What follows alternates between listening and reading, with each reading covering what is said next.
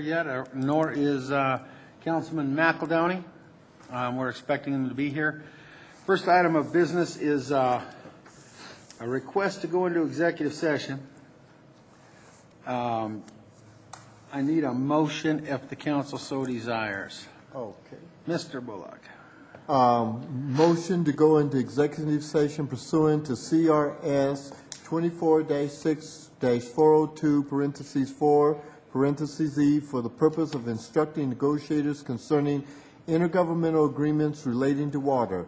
Also, 1415, executive session pursuant to CRS 24-6402, parentheses 4, parentheses B, for the purpose of receiving legal advice concerning the I-70 reconstruction project. Thank you. I have a motion. Is there a second? So moved. Okay, Mr. Amador seconds. All those in favor signify by saying aye. Aye. Opposed, say nay. Motion is carried. The executive sessions are slated to last approximately 1 hour, which would be returning back here to convene the City Council meeting at 7 p.m.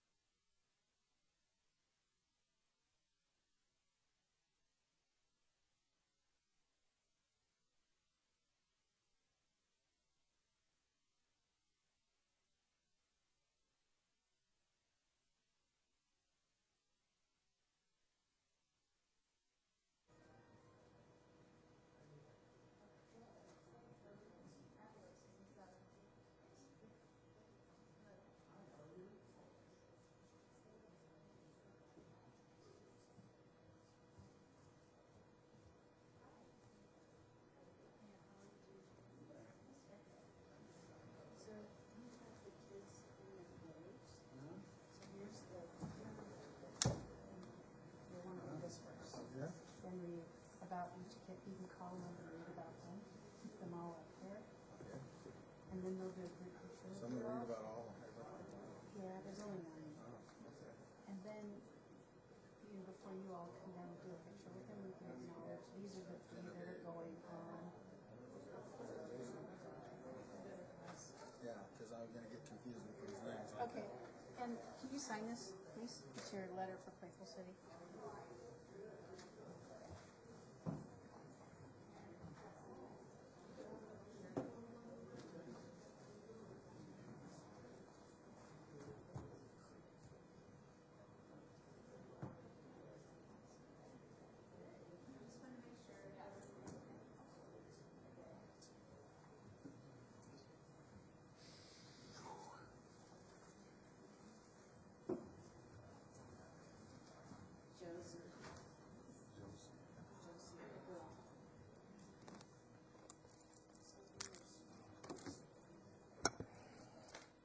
That's what you're giving me that. Yes.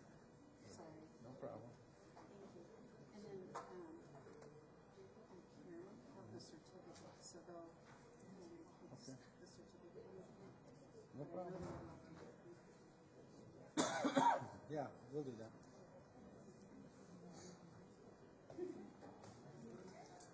Are you having difficult with your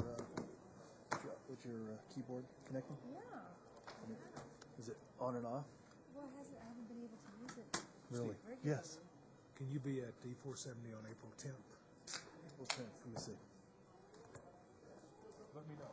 Okay. I haven't been able to. Yeah, it says it's not connected, so I'm going back on again.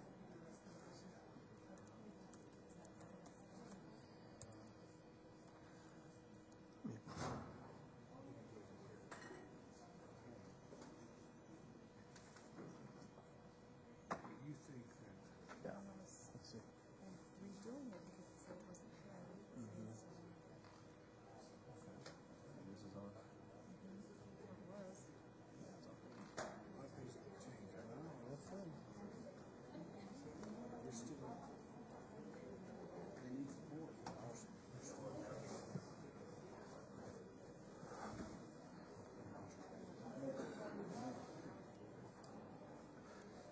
Okay. Exactly. The boundaries are not the same, so that. Disconnected. Okay. You gonna wait for Jason? Yep. Okay. Let's see. Oh, there's, that's it. I have to sign in. Okay. That's it.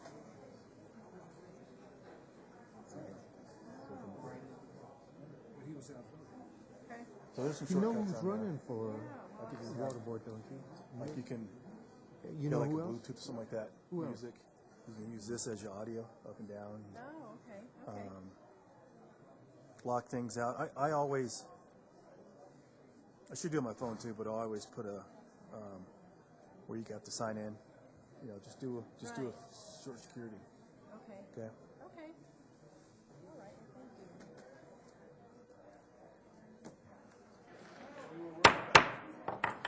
Good evening, everyone.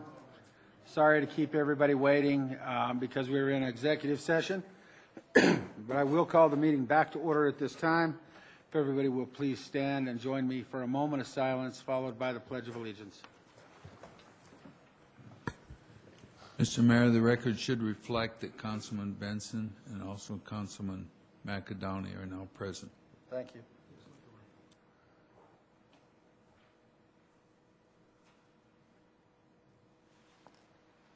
I pledge allegiance to the flag of the United States of America and to the republic for which it stands, one nation, under God, indivisible, with liberty and justice for all. I'd like to ask the staff to go around and pass the microphone and allow the audience to introduce themselves. Thank you. Elizabeth Gonzalez. Nevaeh Gallegos, Genevieve Gonzalez. Valentine Lonergan, Christine Lonergan. Ashlyn Vaughn. Bob Boot. Brenda Tierney. Laura Wells. Michelle Halstead. John Howard. Leroy Trujillo. Sydney Hanley. Josie Sampson. Margaret Millward. Ana Soto. Jose Soto. Araceli Alpizar. Gloria Darío. Odalis Lara. Sandra Soto. Brenda Soto.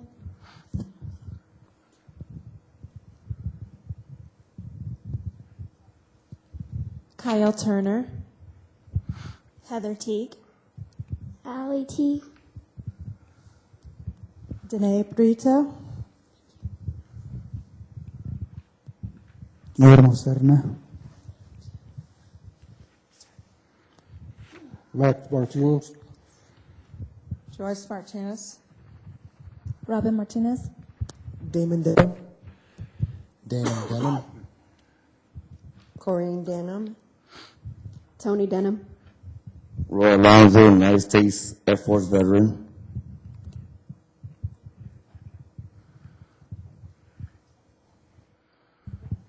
Maria DeAndre, Public Works. Mike Connor, Public Works. Brian Lonergan. Natalie Turner. Tiffany Lillyblatt. Kenny Black. Tommy Williams. Brian Mackey.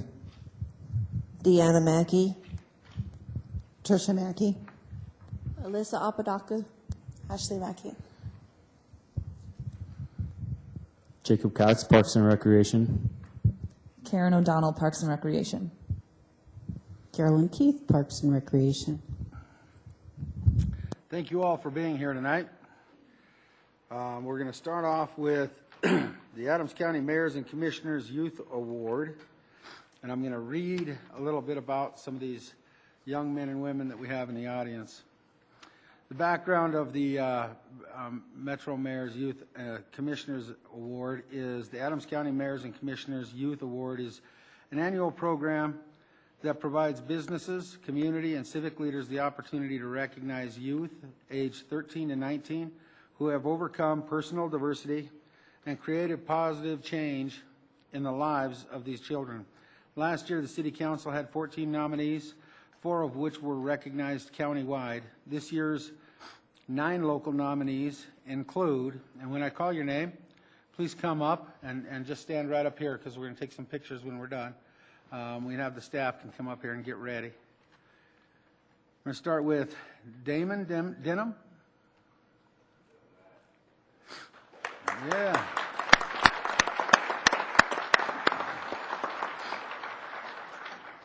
Damon has been faced with a variety of medical and developmental conditions. Despite doubts, Damon has surprised what doctors have said he would be able to accomplish and has become an athlete, a student, a leader, and an all-around caring person.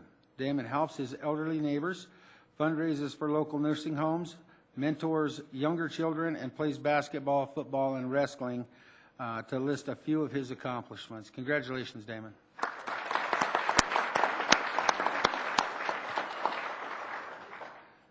Daniel Olvera. Is Daniel here? No, I'm going to read Daniel's anyway. I want to make sure that everybody knows who these children are within our community. Daniel has overcome bad choices he has made in his life by choosing to turn his life around and be a positive role model for others by aspiring him to become a police officer. Daniel has raised his grades and adopted a positive attitude so that he can achieve his dream of becoming a police officer and helping at-risk kids.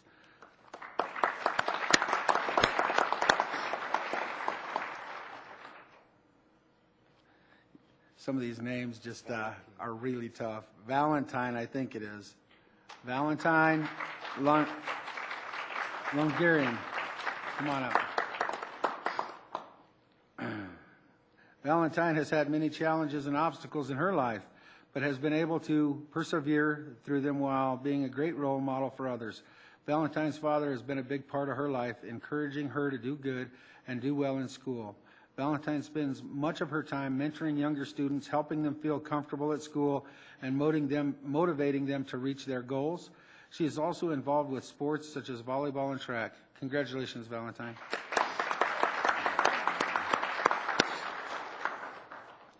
Genevieve Gonzalez.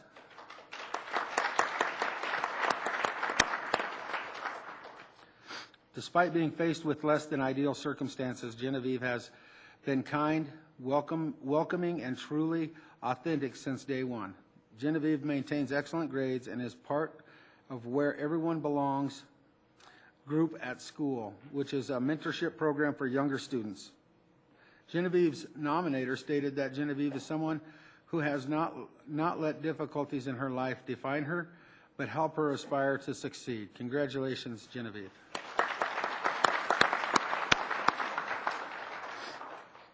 Alyssa Apodaca.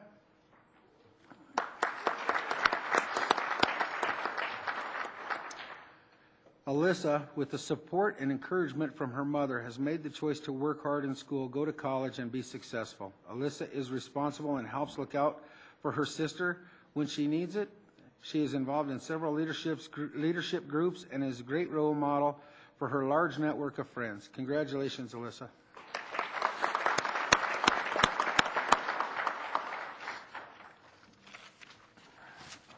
Sandra Soto.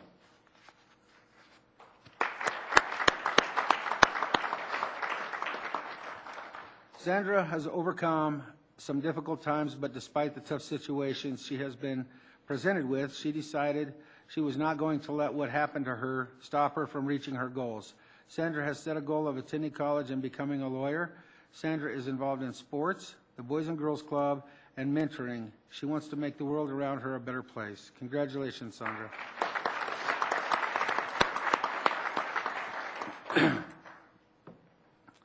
Dorothea McMullen. Is Dorothea here? Dorothea McMullen is an 8th grader at Kearney Middle School. Despite her unstable home life, she is a leader in her community. Dorothea is a web leader where she serves as a mentor to younger students. She plans and organizes school events and is also involved in a youth group at her church. Dorothea is a quiet leader who influences her peers through her positive example.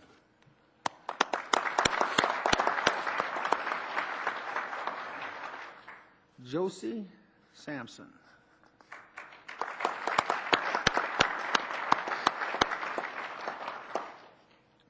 Josie attends Stewart Middle School. She was born with a heart defect and has undergone 21 surgeries with multiple complications. Josie's adversity has turned into her an advantage of a unique perspective on life. The attitude permeates her life. She is truly a joyous person to be around, and she inspires those around her. Congratulations, Josie.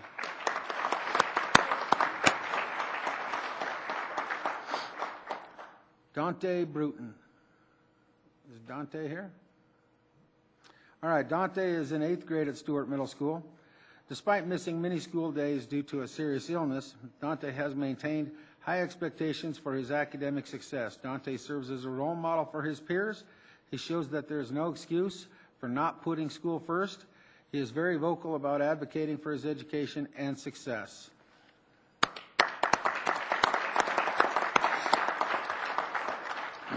The top 20 students in Adams County are recognized at a banquet this Thursday, Thursday, April 17th at Riverdale Country Club. The city is honored to have 3 of our nominees represented.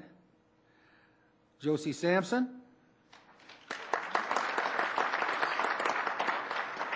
Genevieve Gonzalez, and Daniel Olvera.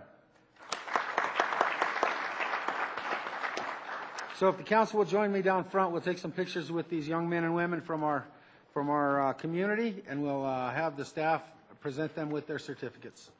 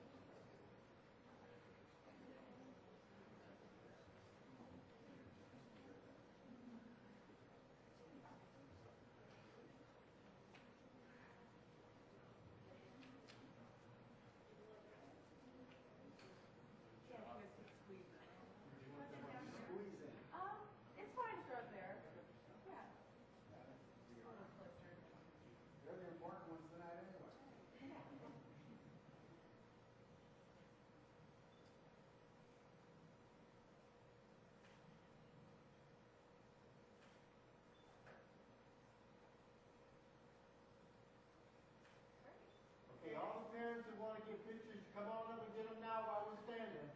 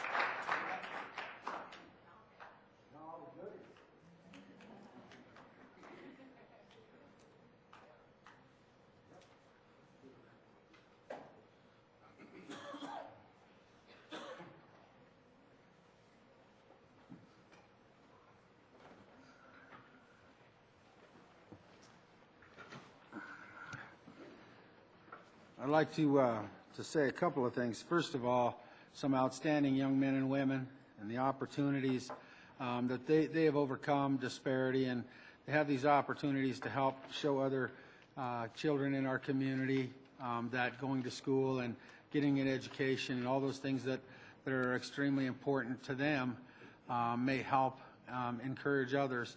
But I think we also need to thank the sponsors that sponsored these young men and women to be celebrated for their adversity in overcoming these obstacles, as well as the staff through the Parks and Rec Department that works to make sure that they're well received here at City Council, and they get some nice gifts, opportunity for rec center use and some things like that. So thank you to all of those who worked hard on this program, not just the kids, but everybody.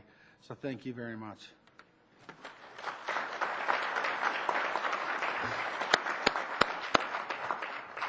And now, for the families and the kids that want to stay, you're more than welcome, but this is a perfect time if you don't want to stay for the rest of the meeting. I'll give a short amount of time for you to go ahead and leave so that you don't have to stay here all night long and miss dinner.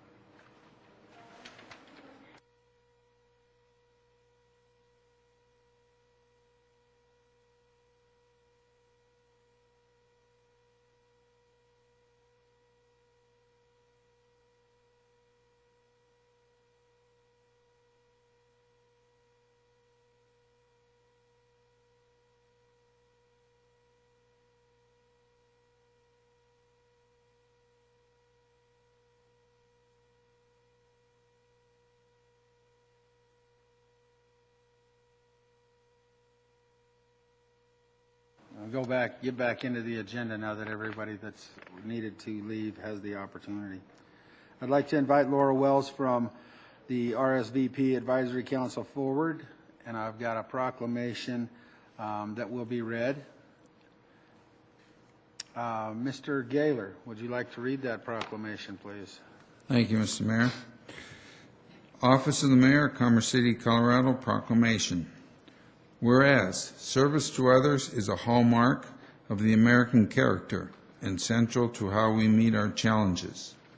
And whereas national service expands economic opportunity by creating more sustainable, resilient communities and providing education, career skills, and leadership abilities for those who serve.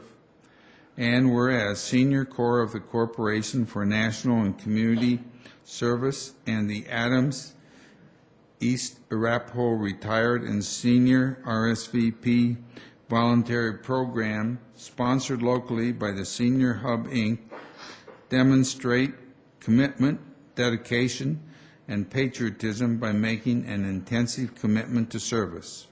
And whereas in 2013, 52 members of the Senior Corps RSVP program donated 7,743 hours of service in the Commerce City area, impacting several hundred residents through Meals on Wheels delivery, elementary school tutors and mentors, community gardening, food bank volunteers, and senior center assistants. And whereas the Corporation for National and Community Service shares a priority with mayors nationwide to engage citizens, improve lives, and strengthen communities, joining with the National League of Cities and mayors across the country to recognize the impact of service on the Mayor's Day of Recognition for National Service on April 1, 2014. Now therefore, be it resolved that I, on behalf of City Council, do hereby proclaim April 1, 2014 as National Service Recognition Day and encourage residents to recognize the positive impact of national service in our city and thank those who serve and to find ways to give back to their communities. City of Commerce City, Colorado, Sean Ford, Mayor. I want to thank you very much for all of the service that you and your organization give back to our communities. And, you know, every year I try to do the Mayors for Meals campaign, and I understand what some of these volunteers do and the hearts of these people that they reach that otherwise don't see people all week long, except for these volunteers. So you're truly appreciated in our community. I want to thank you personally and give you an opportunity to say a few words if you would so like to, and then I'm going to come down and present you with this proclamation and ask the council to come down. Okay? Okay. Yeah, you want to approve it first? All right. I was going to approve it when we got back, but... My lights don't work. All right. Your lights aren't working? Whose lights aren't working? No. Would it be Mr. McEldowney, No, Mr. no. Benson? Mine isn't either. None of them are working. Our Yeah, request lights. the request to speak. That's all right. I'll be able to take care of it, I think, and you all will just have to give my attention if you want to speak, okay? We can reset it after you do the Sure, proclamation, no too, problem. if you would like to do that. No problem. Is there a motion to approve the proclamation? Mr. McEldowney? Okay, Mr. Bullock. So moved. Is there a second? I have a motion and a second to approve the proclamation as read. All those in favor signify by saying aye. Aye. Opposed, say nay. Motion is carried. Is there any council members that want to speak before we go down? Or are you okay with the things that I said? All right, perfect. We're going to come down and join you for a photo.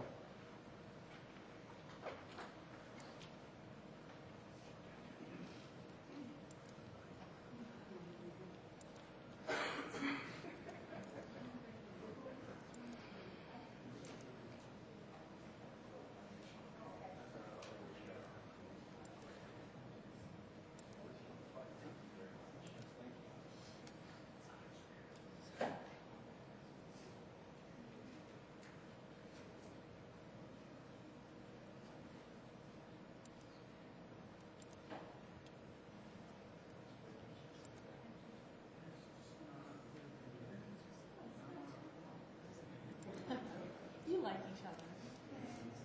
All right.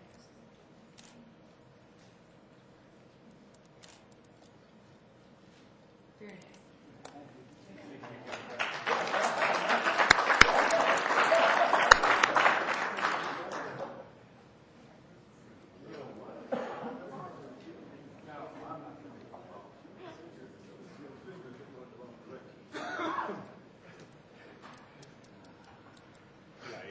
That's why I started laughing.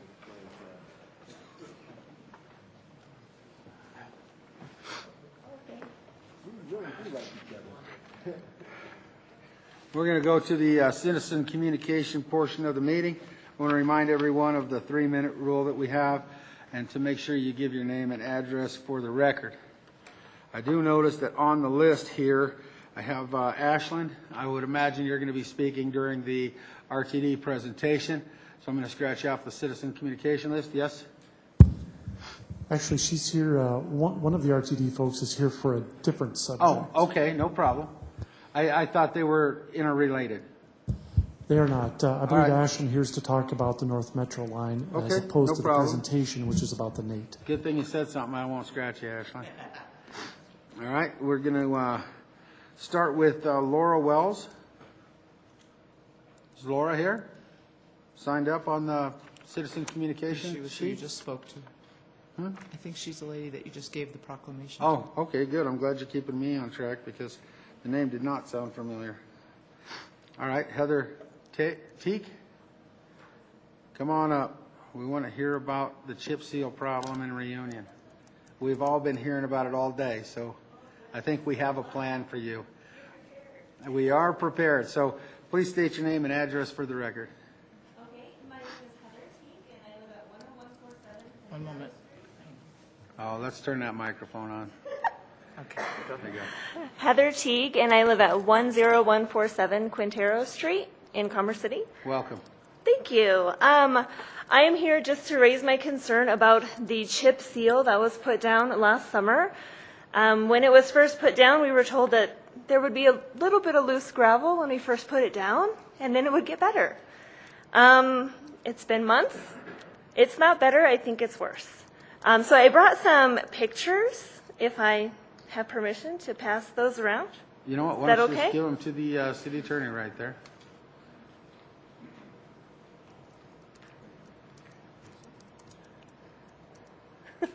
So I basically took pictures of my street. There are pebbles everywhere along the side of the streets. The main streets are even worse. Number one, our neighborhood looks dirty. It looks messy. There's rocks everywhere, little tiny chips. On top of that, our kids can't scooter. They can't skateboard. They can't roller skate around our community. And as a community that likes to be outside, that's a problem. Our kids have basically just put those toys away and said, we can't do it. They skate or scooter or whatever it might be and hit a rock and fly forward. So that's a big concern of mine. If they fall, it's also not just like falling on a normal road. They're falling on a road full of pebbles that just gouge into their skin instead of a normal scrape. So that's a big concern. We kind of feel like our tax dollars were wasted. I'm sure you guys paid a lot of money, or the city paid a lot of money to attempt to fix our roads, and they're worse than they were before. So I don't know what can be done to fix it, but it's a problem and it needs to be addressed. Okay. I've got some council members that want to speak, but I want to talk to you first really quick. The process of putting the chip seal on extends the life of the road. It's on all of our residential streets throughout our community. It's something that I grew up with. I understand the skateboarding issue.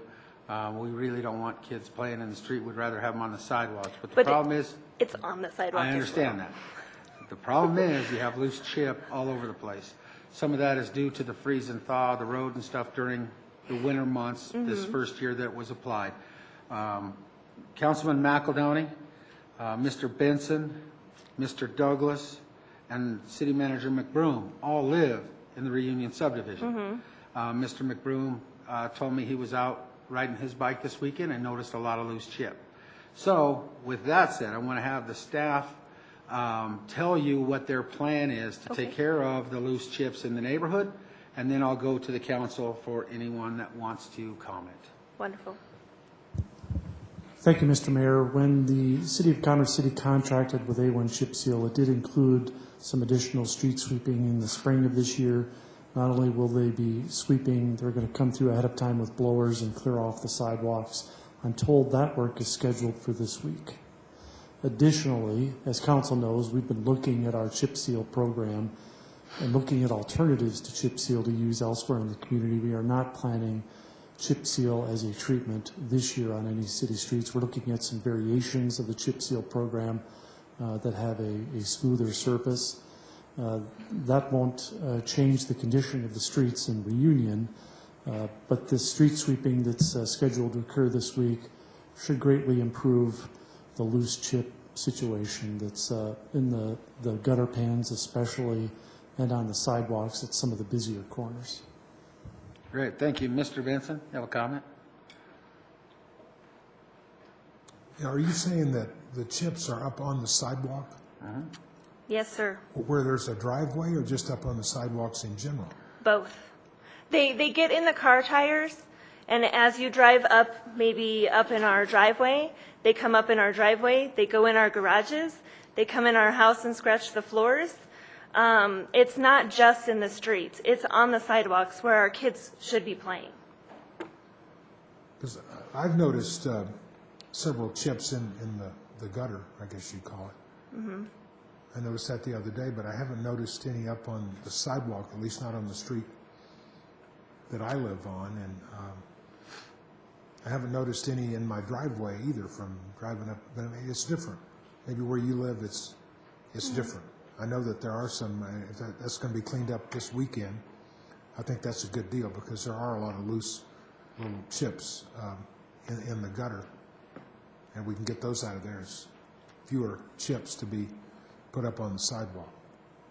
But I have would a hope photo that- with a lot of that chips. they're not trying to skateboard or skate out in the streets. No, I mean, they're that- trained Oh, okay. on the sidewalks, and that's where they're Well, right. falling. Yeah, right. But at least if they fall on the sidewalk, maybe they're just falling on concrete and not another little chip. Mr. Douglas. Yes, thank you for coming in. Let us know about that. I agree. It is messy and because of the weather and all that, and they're all over the place. So you're right. It's not. I've listened to very carefully about your kids riding a skateboard and all that. It's on the sidewalk, and they're all over the place. So it was nice that the staff followed up on that very quickly, and they're going to take care of that. So, but I appreciate your concern. Mr. McEldowney. Thanks for coming. Obviously, we exchanged some notes through the last day or so. The timing was actually rather ironic. I actually was contacted by one of our neighbors who works for the company, and she let me know that they actually had us on the schedule this week. So I don't know that we knew, but to the city manager's point, when the process was outlined, there was a sort of delayed sweeping to be done after the winter. So we're fortunate that it's happening. You're right; it's all over the sidewalks. My daughter was out on a razor trying to ride around, and it's the same issue. And I know that it seems like it's more concentrated in certain locations. And from what I'm not an engineer, but from what it looks like, it's where moisture, et cetera, has helped to drain it or remove it around and down the road. But I know in talking to the citizen that reached out to me, it sounds like they are going to do an intensive blowing and scrubbing and sweeping to help remove that. And the word is that once that's done, we should really see a radical decrease in the amount of material that frees up. I just want to, for folks that weren't tuned into this discussion when the chip seal was discussed last year, the original plan was for an even larger material. If you've ever driven out on a county road and you've seen that like gravel size, Yeah.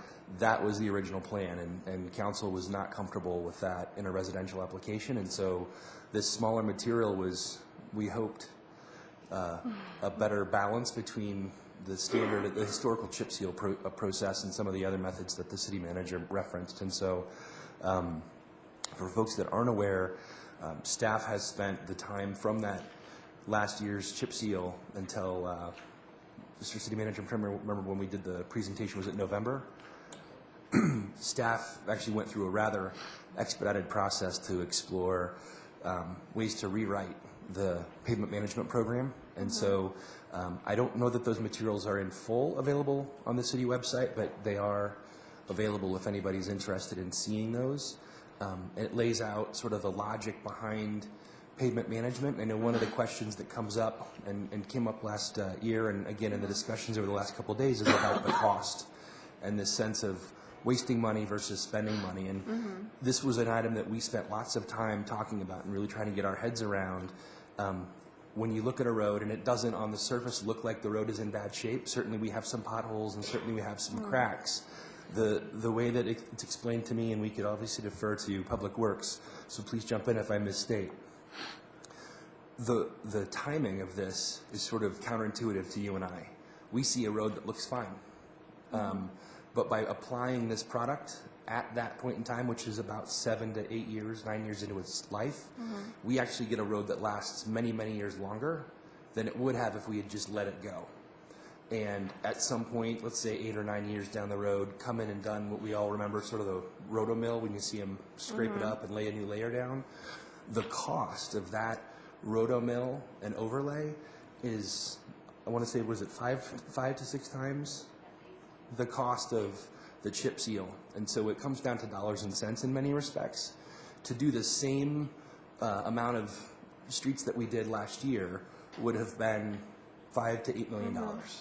And we spent $1 million to buy so many years of street. I'm a cyclist. I ride a road bike. I ride a mountain bike. I hate it. Right? As a motorcyclist growing up for many years, I despised chip seal. Right? I put my bike down once on chip seal. So I know it's not something that many of us are fans of. But it is one of those things where we're trying to figure out, with limited dollars, what do you do to keep roads around longer?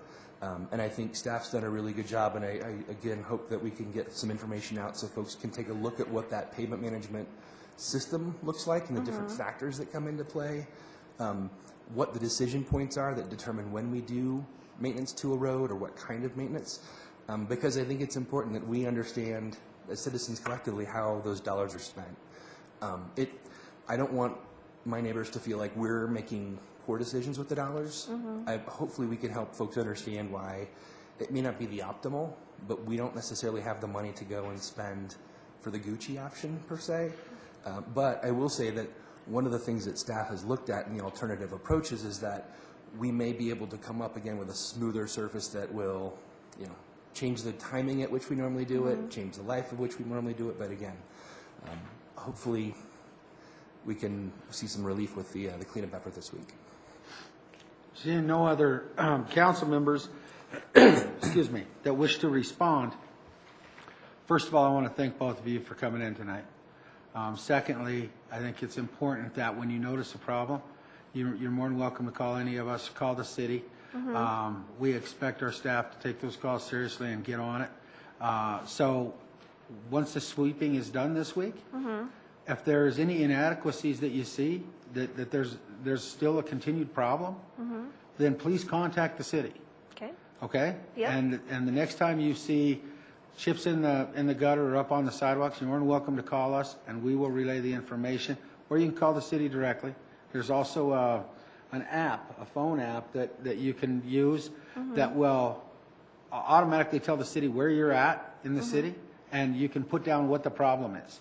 But there is follow-up with those things as well. So you would be contacted and say, hey, it's going to be taken care of this time, and then you can let us know if you're happy with how it was taken care of.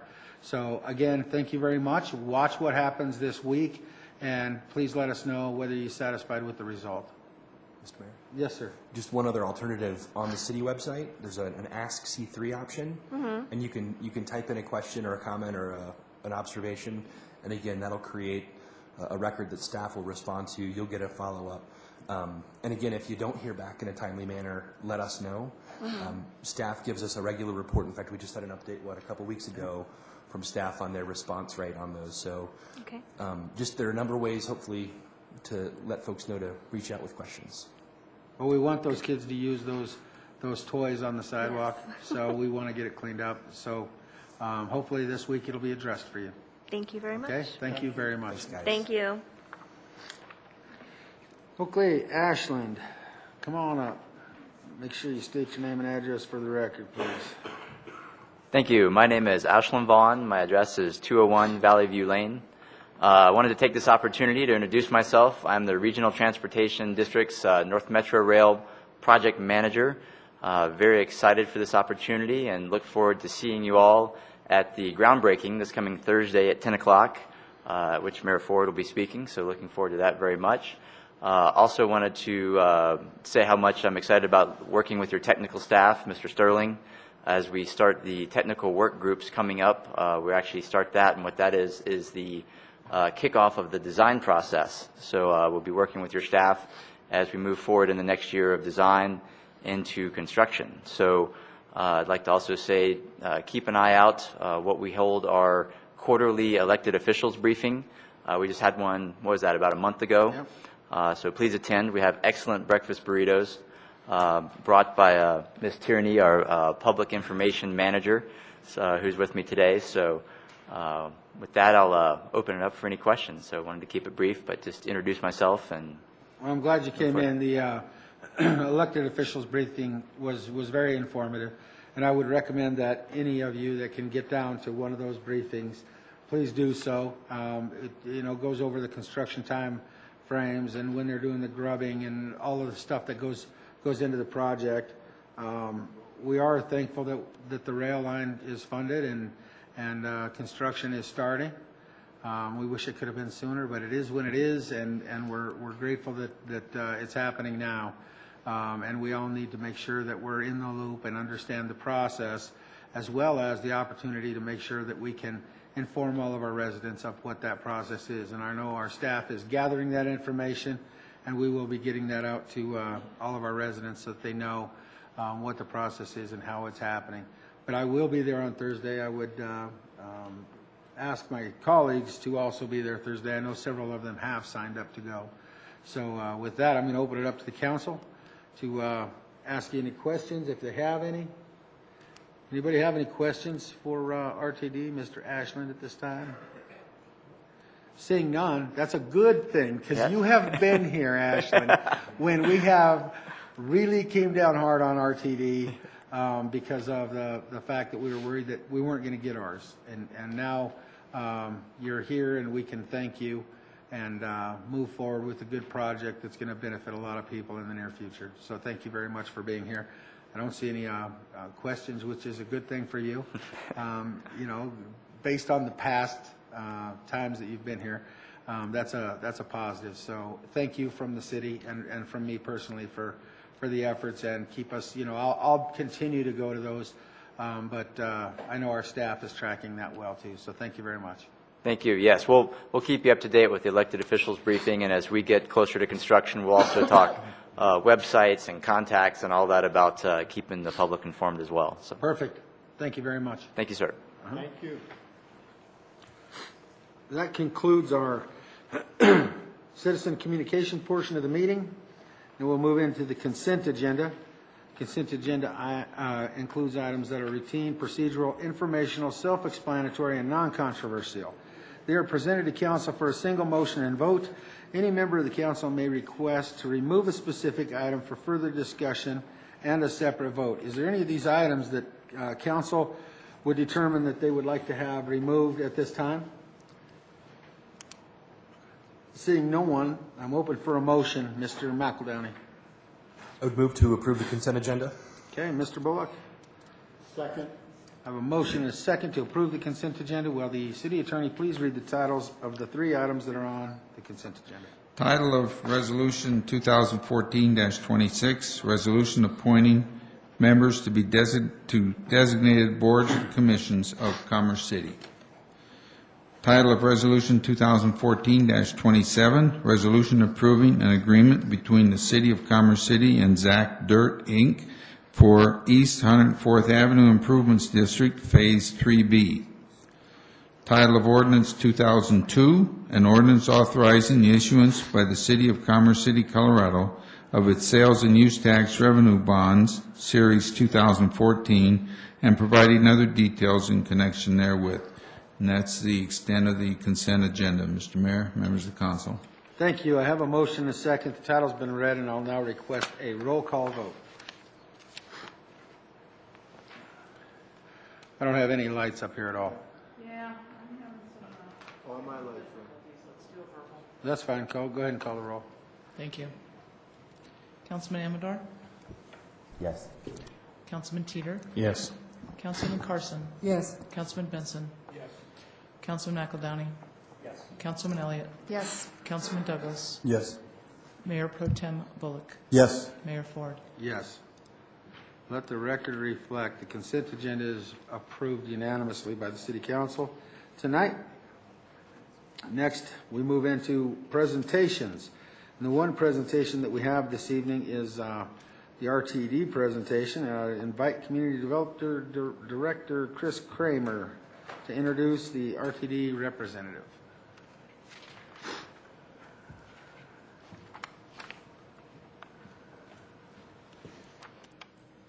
Good evening, Mr. Mayor. Did you have a power? And members of council. Good evening. Yes, It's not coming up. it's on. I'll look in just a second. This is a sort of an intro presentation by RTD. This is Bob Boot. He'll be presenting tonight for a lengthy process to look at the new alternatives for potential alignments regarding the Northeast Corridor. We're not asking for any input tonight. This is really just to get council up to speed with the fact that this project is kicking off, and we'll probably be coming back later to get council input. So with that, Bob Boot is here. Good evening and welcome. Thank you. Again, my name is Bob Boot. I'm with RTD. I'm the project manager for NATE 2, which is the Northeast Area Transit Evaluation 2.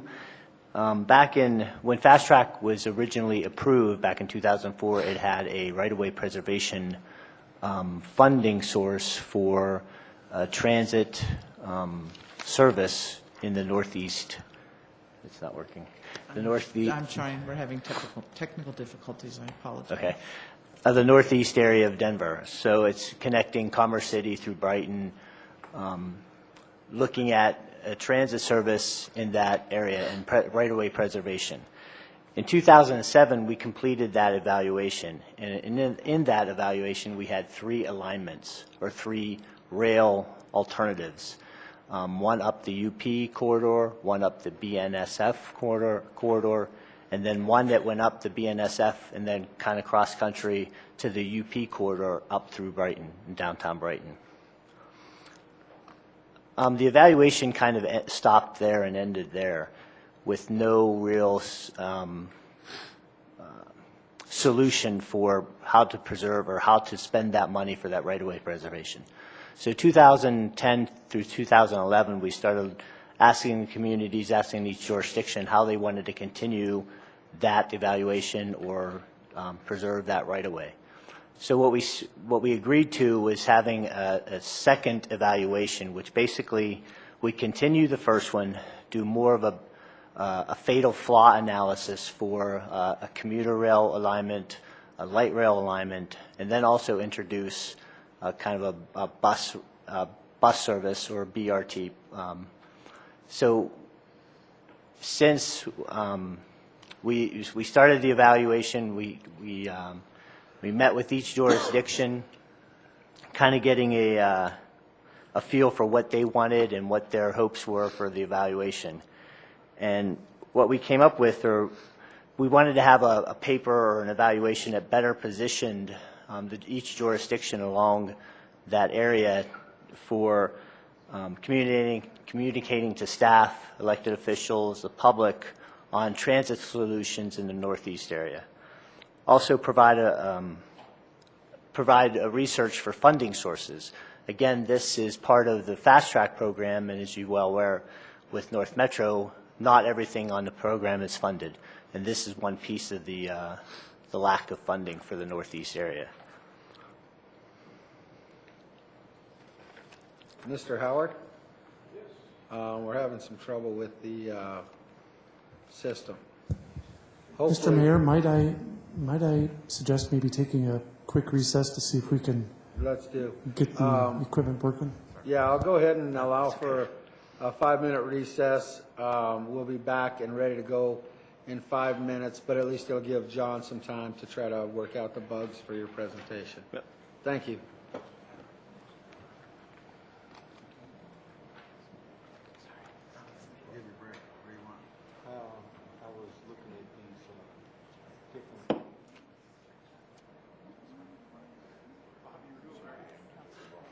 I was on a roll.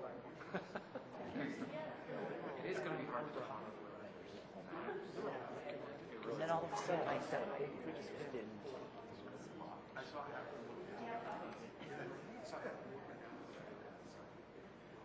Well, I didn't really follow it.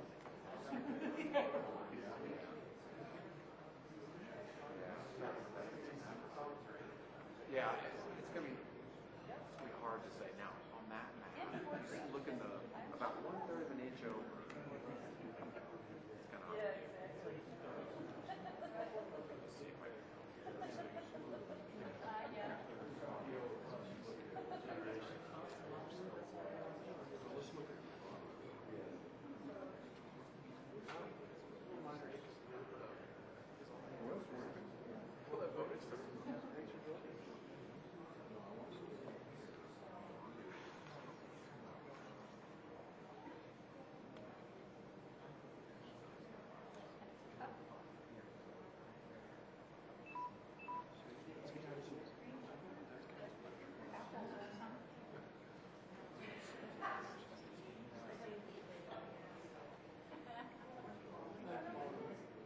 That's right, not over yet.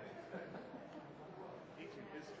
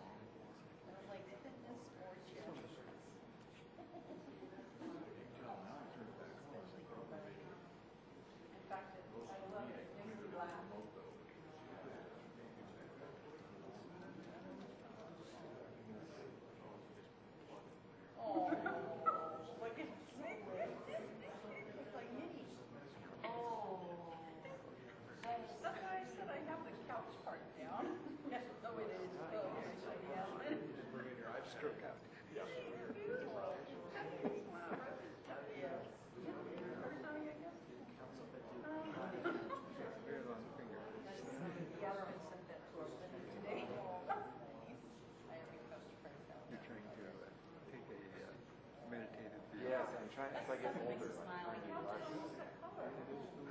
More go slow. And that instead of creating, that's built on conversation with others, that opens part of myself.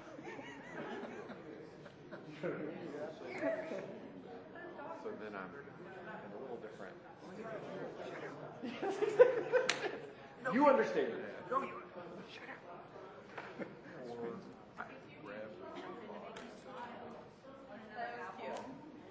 But you can go ahead and you can still vote.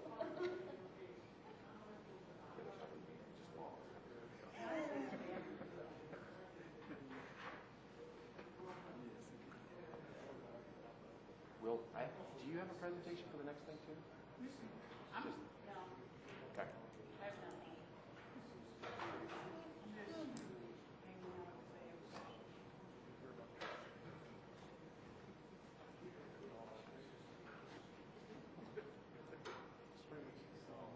I see lights.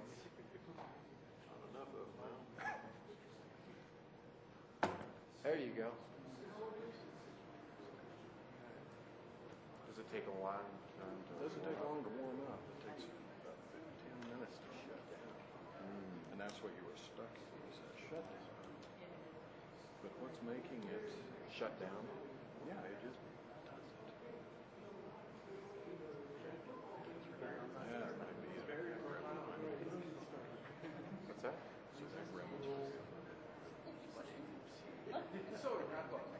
at something, is there any certain point in the system that happens? Maybe there's some sort of setting.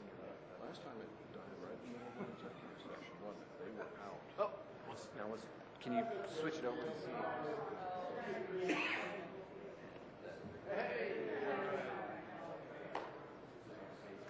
Ooh, that switch, Lord, you about gave me a heart attack. I thought I went again. I think you need to give me that remote, or you need to stay here for all the movies. What happens? That's.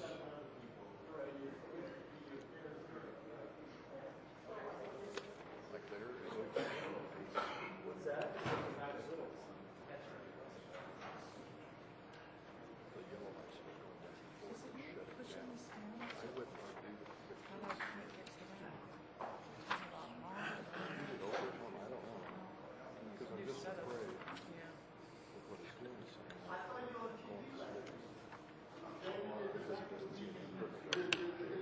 So I haven't had that now because they were all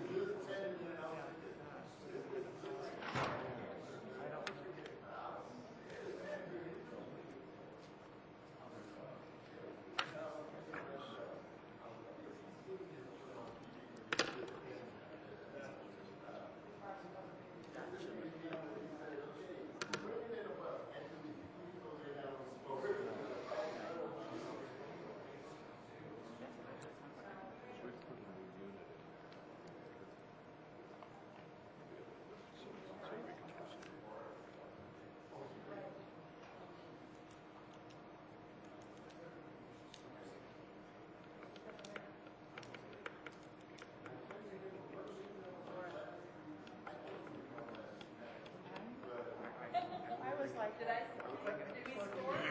Yes, you did, big time. Yeah. Wow.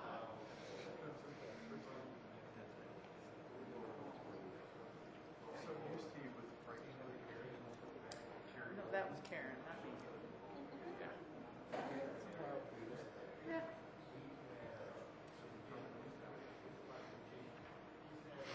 Karen still has wild.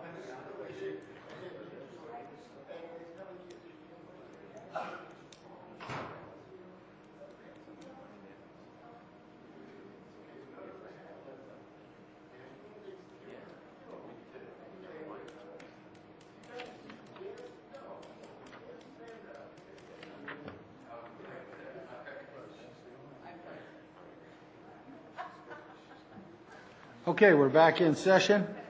From my understanding, all the technical difficulties are fixed, or hopefully fixed. And our lights are still not on, but that's all right.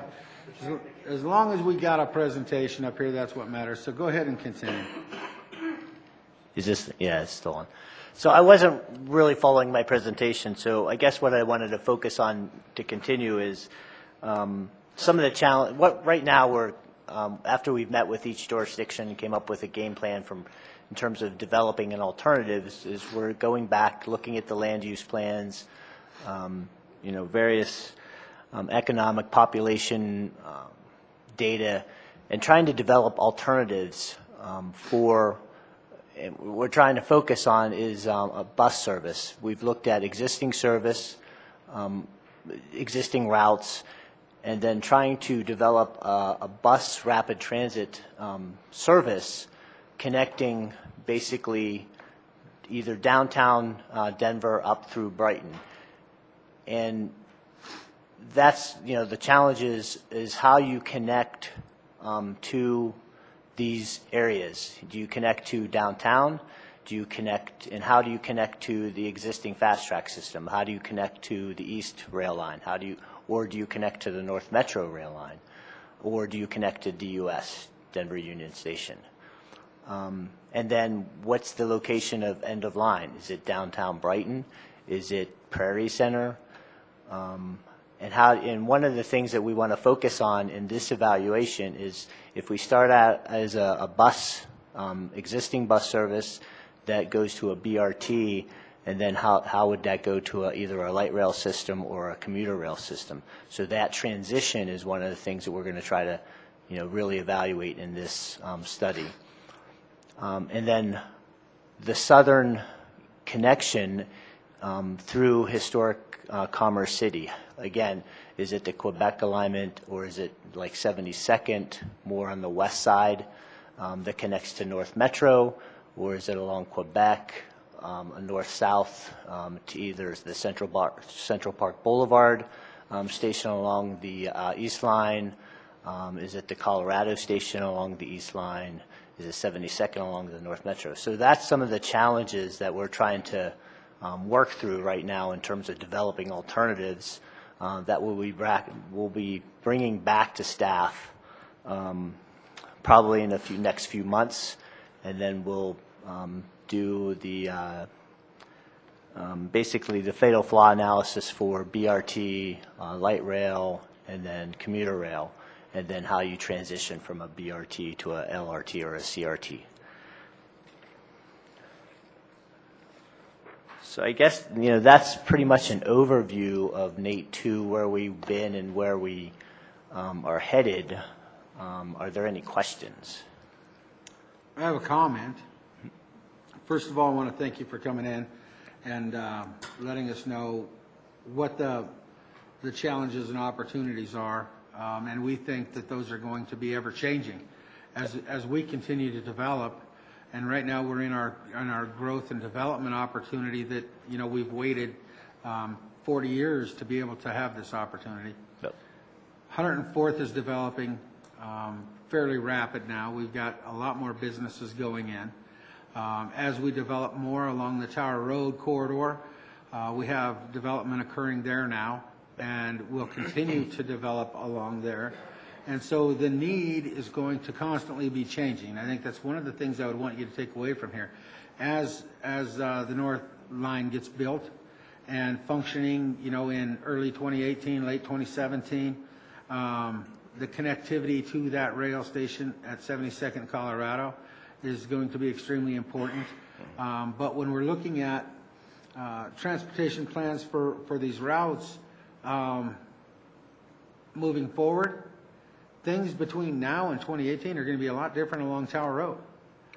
Commerce City, as the citizens had passed a ballot measure that's going to allow for development of Tower Road to be widened to a 4-lane divided scenario. We're getting ready to widen Highway 2 with a ramp grant.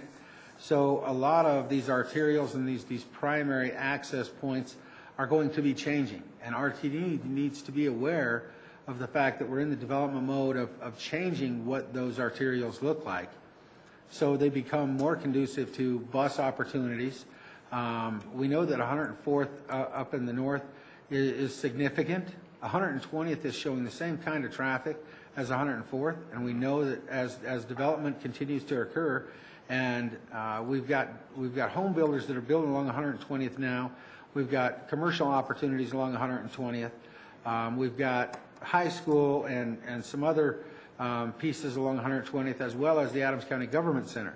And so as you're looking at how this thing works, and I know our staff will be very involved, and they will be able to highlight some of these important changes. But I think improvement to bus service for our northern residents primarily, to be able to get in and out of the community and down to the North Line and make the connections they need to make with the amount of residents that live north of 96 now. It's important that we continue to watch and grow the system. But I can sit here today and tell you that's where we are at today.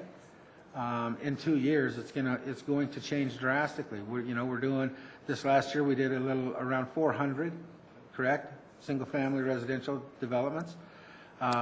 So with that addition of populace, the need continues to become greater.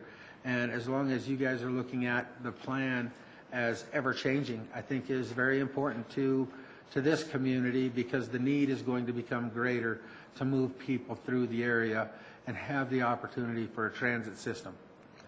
So I'm going to go to the council now and let them ask you any questions they may have or make comment. Mr. Benson? Yes, thank you. And thank you for being here. It's always good to see somebody from RTD, because a lot of times we're kept in the dark. And I know over the past 8 years we've gotten a lot of visits from RTD a lot of conflicting information or information that seems to keep changing as time goes on. Did I understand you to say that the 72nd, 74th station is not cast in stone, and that there could be a possibility of taking that line down Quebec? Or is that in addition to the 72nd, 74th? No, what I was talking about was how you connect a northeast area alignment, a commuter rail or a light rail or a BRT alignment. Would you connect that to the 72nd station on North Metro, or would you continue it to like down Quebec to like Central Park Boulevard station on the East Line? So it's how you connect, you know, the northeast area with the existing fast track system. So where would the line go from Quebec? Down Central Boulevard to connect with the line that's going out to the airport, and then where would it go from there, from Quebec?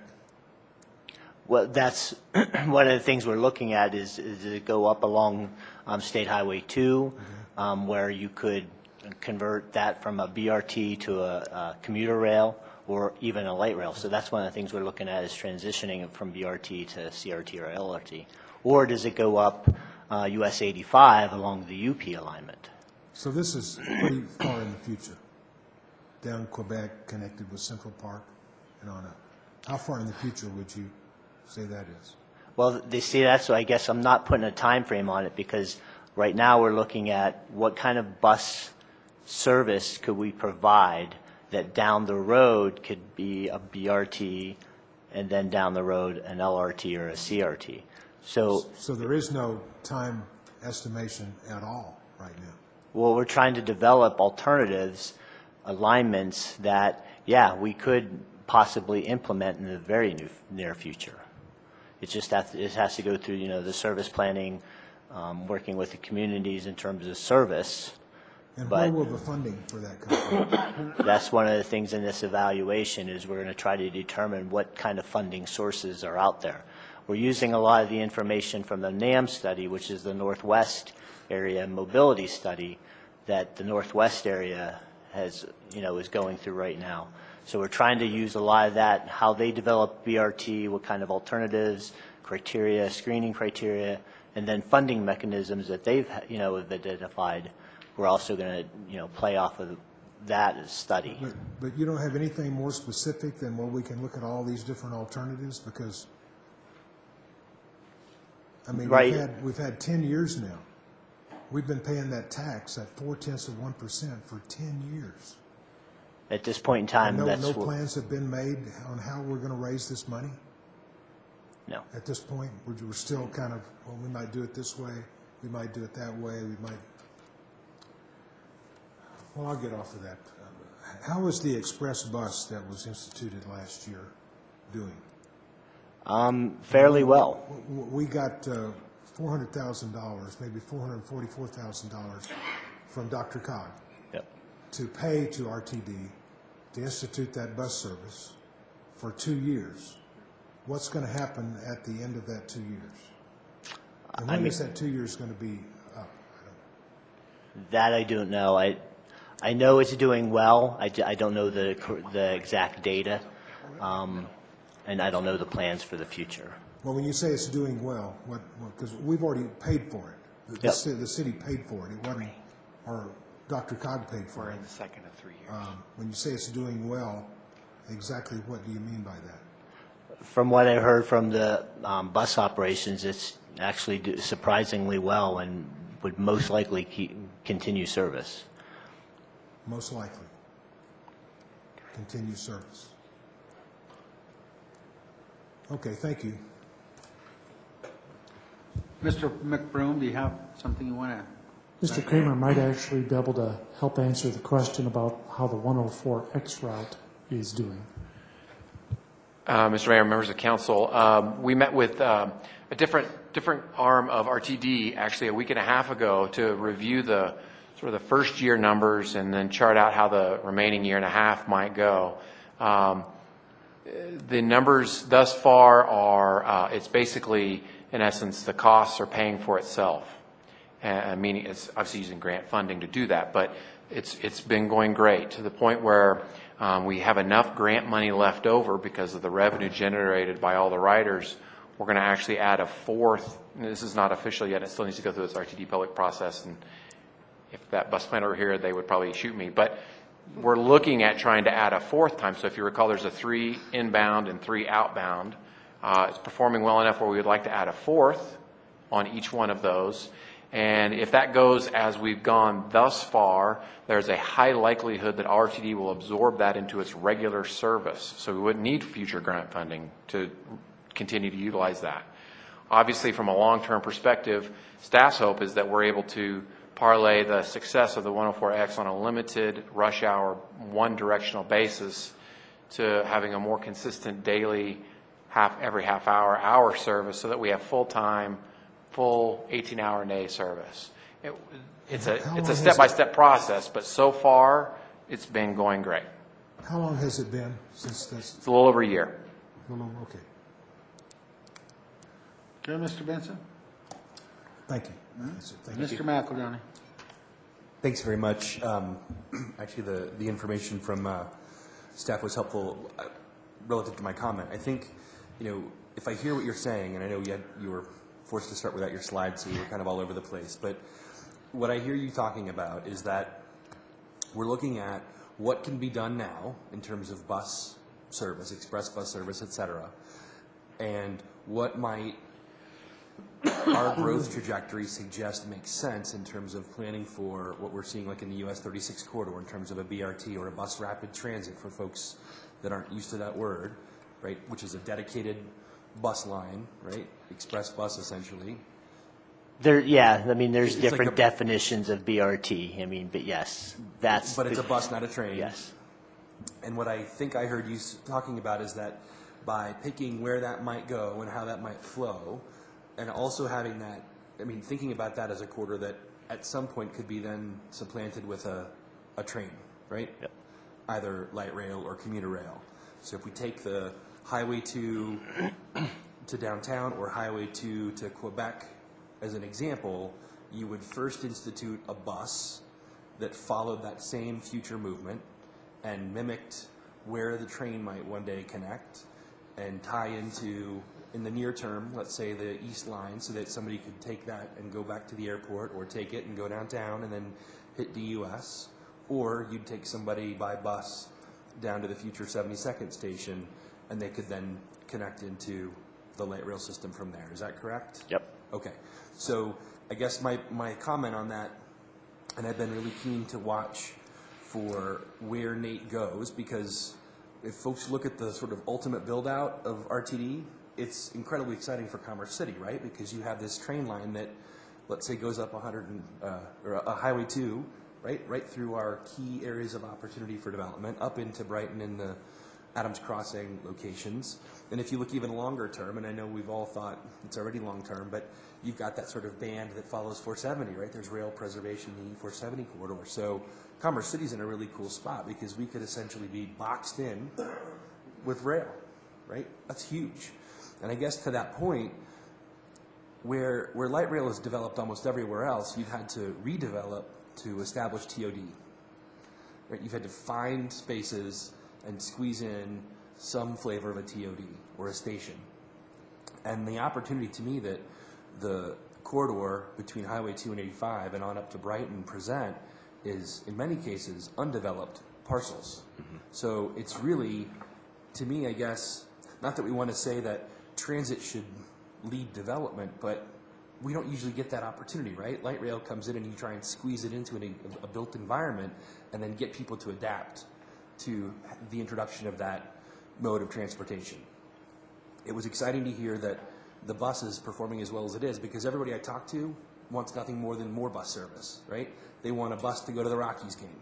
They wanted a bus to go to the St. Paddy's Day parade this weekend, right? They're clamoring to not have to get in their car and take some form of mass transit downtown.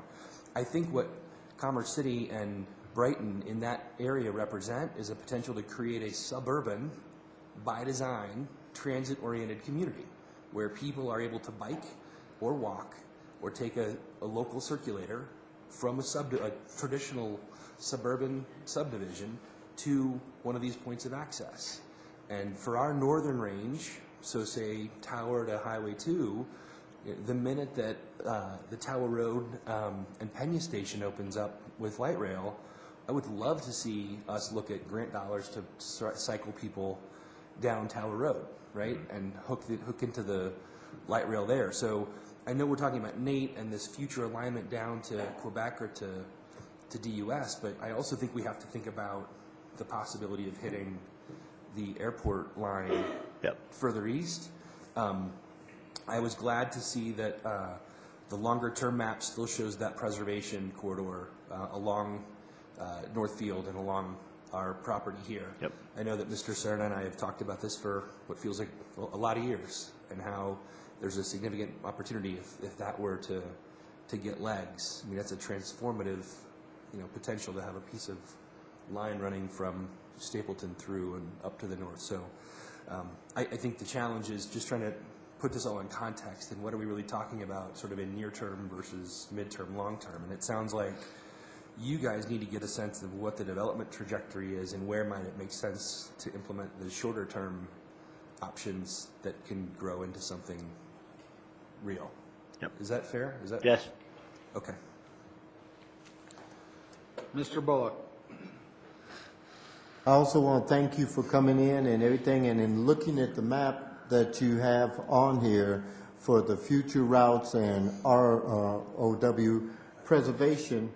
When I look at the Peoria and Smith Street station, I see the modified 88 and then an orange line going out to the airport that's new, but I don't see the line coming in from Fitzsimmons that's going to connect with that station down Peoria Street that they're planning already. And when I look at that and think about the possibilities, that if it had showed this on it, that's line right there, it's going to go to Fitzsimmons, then down I-225 through their government buildings, through Aurora, and all the way down to the Parker Road station. It is full connectivity, and that modified 88 line would be, I wish it was rail, that could just run to park and ride right over here on the other side of our sports stadium, and connect where we could connect either going downtown to the airport or out southeast. Yeah, but it's not rail. So can I just ask a clarifying question in support of Mr. Bullock here? Correct that what we see on screen, I don't know if staff can zoom the picture that we're on. In PowerPoint. Yeah, there you go. Now just zoom in the bottom of your window, bottom right, all the way down. There you go. All right.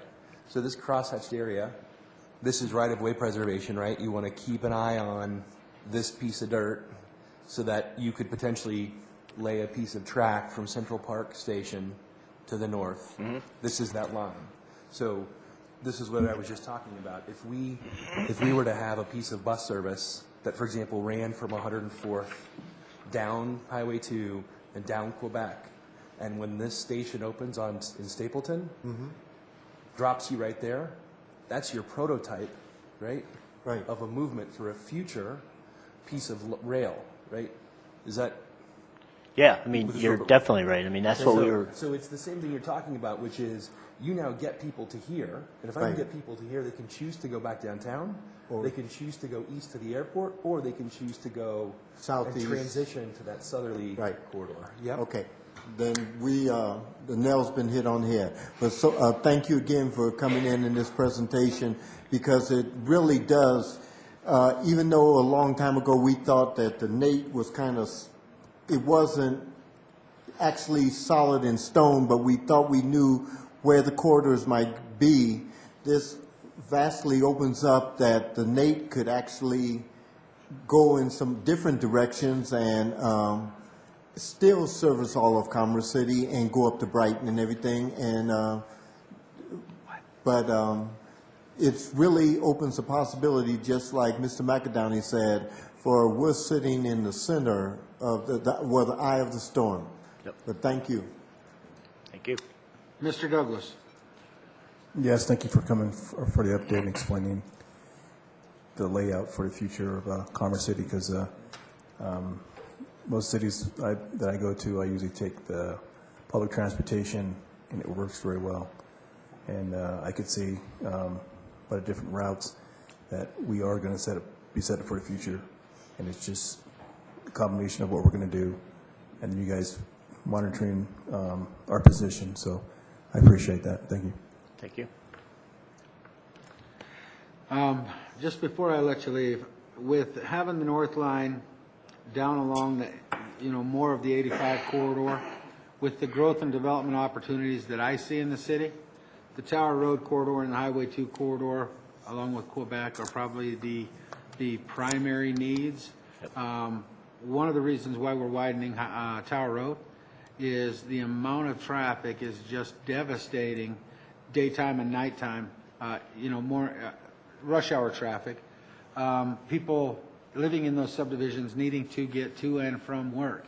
And so I think if it was me, I would definitely concentrate on the Tower Road alignment and the Highway 2 alignment to help with the near future needs of Commerce City.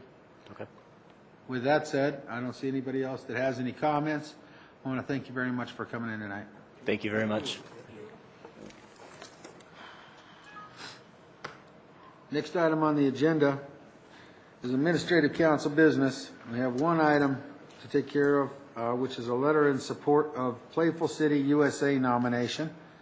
And I'll need a motion to allow for that letter. Mr. Bullock? Move to nominate the letter for Playful City. Okay. Mr. McEldowney? I would second. We have a motion and a second to allow for a letter in support of Playful City USA nomination. All those in favor signify by saying aye. Aye. Opposed, say nay. Motion is carried. We'll move into the report. Oh, hold on one second. This must be from last council meeting to designate an acting mayor while both are out of town. You guys can get me screwed up here. I don't know if that's in yours, but it's in mine. We don't need an acting mayor for next week. We'll go into the report section. I'm going to start with Mr. McBroom because he has something to add. And oh, you know what? Let me ask, is there any other administrative council business? How's that? Does that take care of your need? Yes, and I do have one item of administrative council business after council. Okay.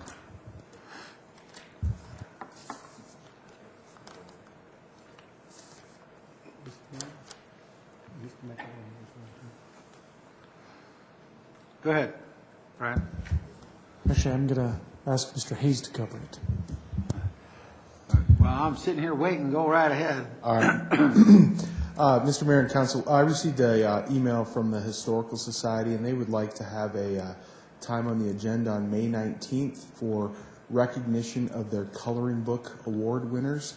And while we don't normally have outside agencies come for those events, I know we've done that historically. We just wanted to confirm that that would be okay with you, as opposed to having them come during citizen communication, which is only 3 minutes. They think they need about 15 minutes. I would ask the council, does anybody have a problem with that? If you have comments or a concern with allowing that to happen, I have so many people lit up on my little machine here. Just raise your hand and let me know that you would have a concern with that happening. I don't see anybody that has a problem with it. Is that all you need? That's all I need. Thank you, sir. And, me and Mr. McBroom were talking about this earlier while we're dealing with the Historical Society and everything. How many council members are members of the Historical Society? 1, 2, 3, 4. You are? 4, 5, 6, 7. So a majority of our council is members. And what I want to be careful about is, as we have discussions about what voting on things, I want to make sure that we don't put ourselves in a compromised position, because some of us are members from day one. Like me and Renee, I know were members as soon as it started up. So keep that in mind, but I don't think there's any problem with allowing them to come forward and having some time to do their coloring book presentation with the award winners. Okay? Now I'm going to move on to anyone with additional administrative council business. I'll start with Mr. Douglas. Yes, thank you. I know that it's getting warm outside, and flea market is open, and I was coming down north on I-70, and it was around 1:30, 2 o'clock. Traffic was backed up, and there was all the traffic going to the flea market. So is there any way we could do get with the maybe a state patrol or so to kind of, when this happens, to have it things sectioned off to one lane so the traffic can continue on the left-hand side, or the other two inner or outer, or well, inner going into the middle lanes, just to keep traffic flowing, because everybody was kind of confused. There was an accident or all that. There wasn't an accident, but it was a long stretch, about 3 miles, just nothing but bumper to bumper, going all the way down just to one lane.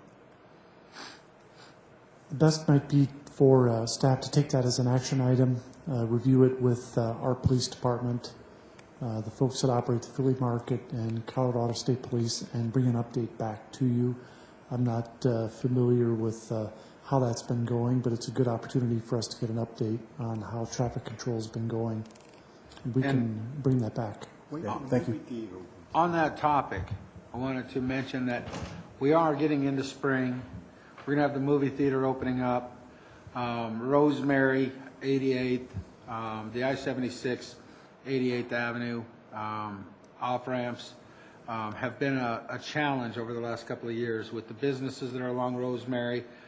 We received quite a few complaints. I know that was one of our plans that we were looking at for 2K, is improving that right of way.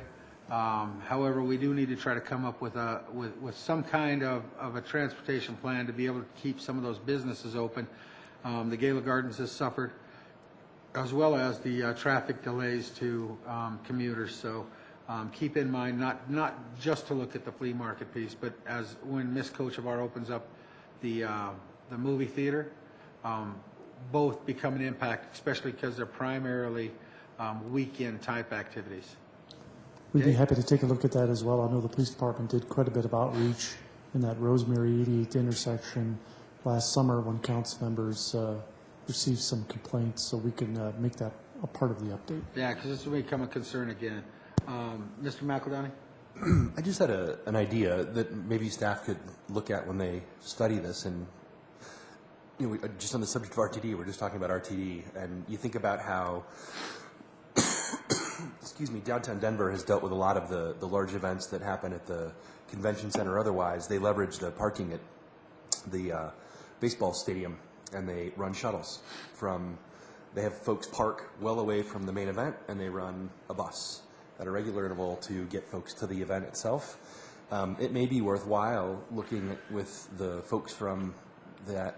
I mean, you think about the hours of operation for that facility, and most of the area is industrial, commercial industrial, and has large, flat places to park.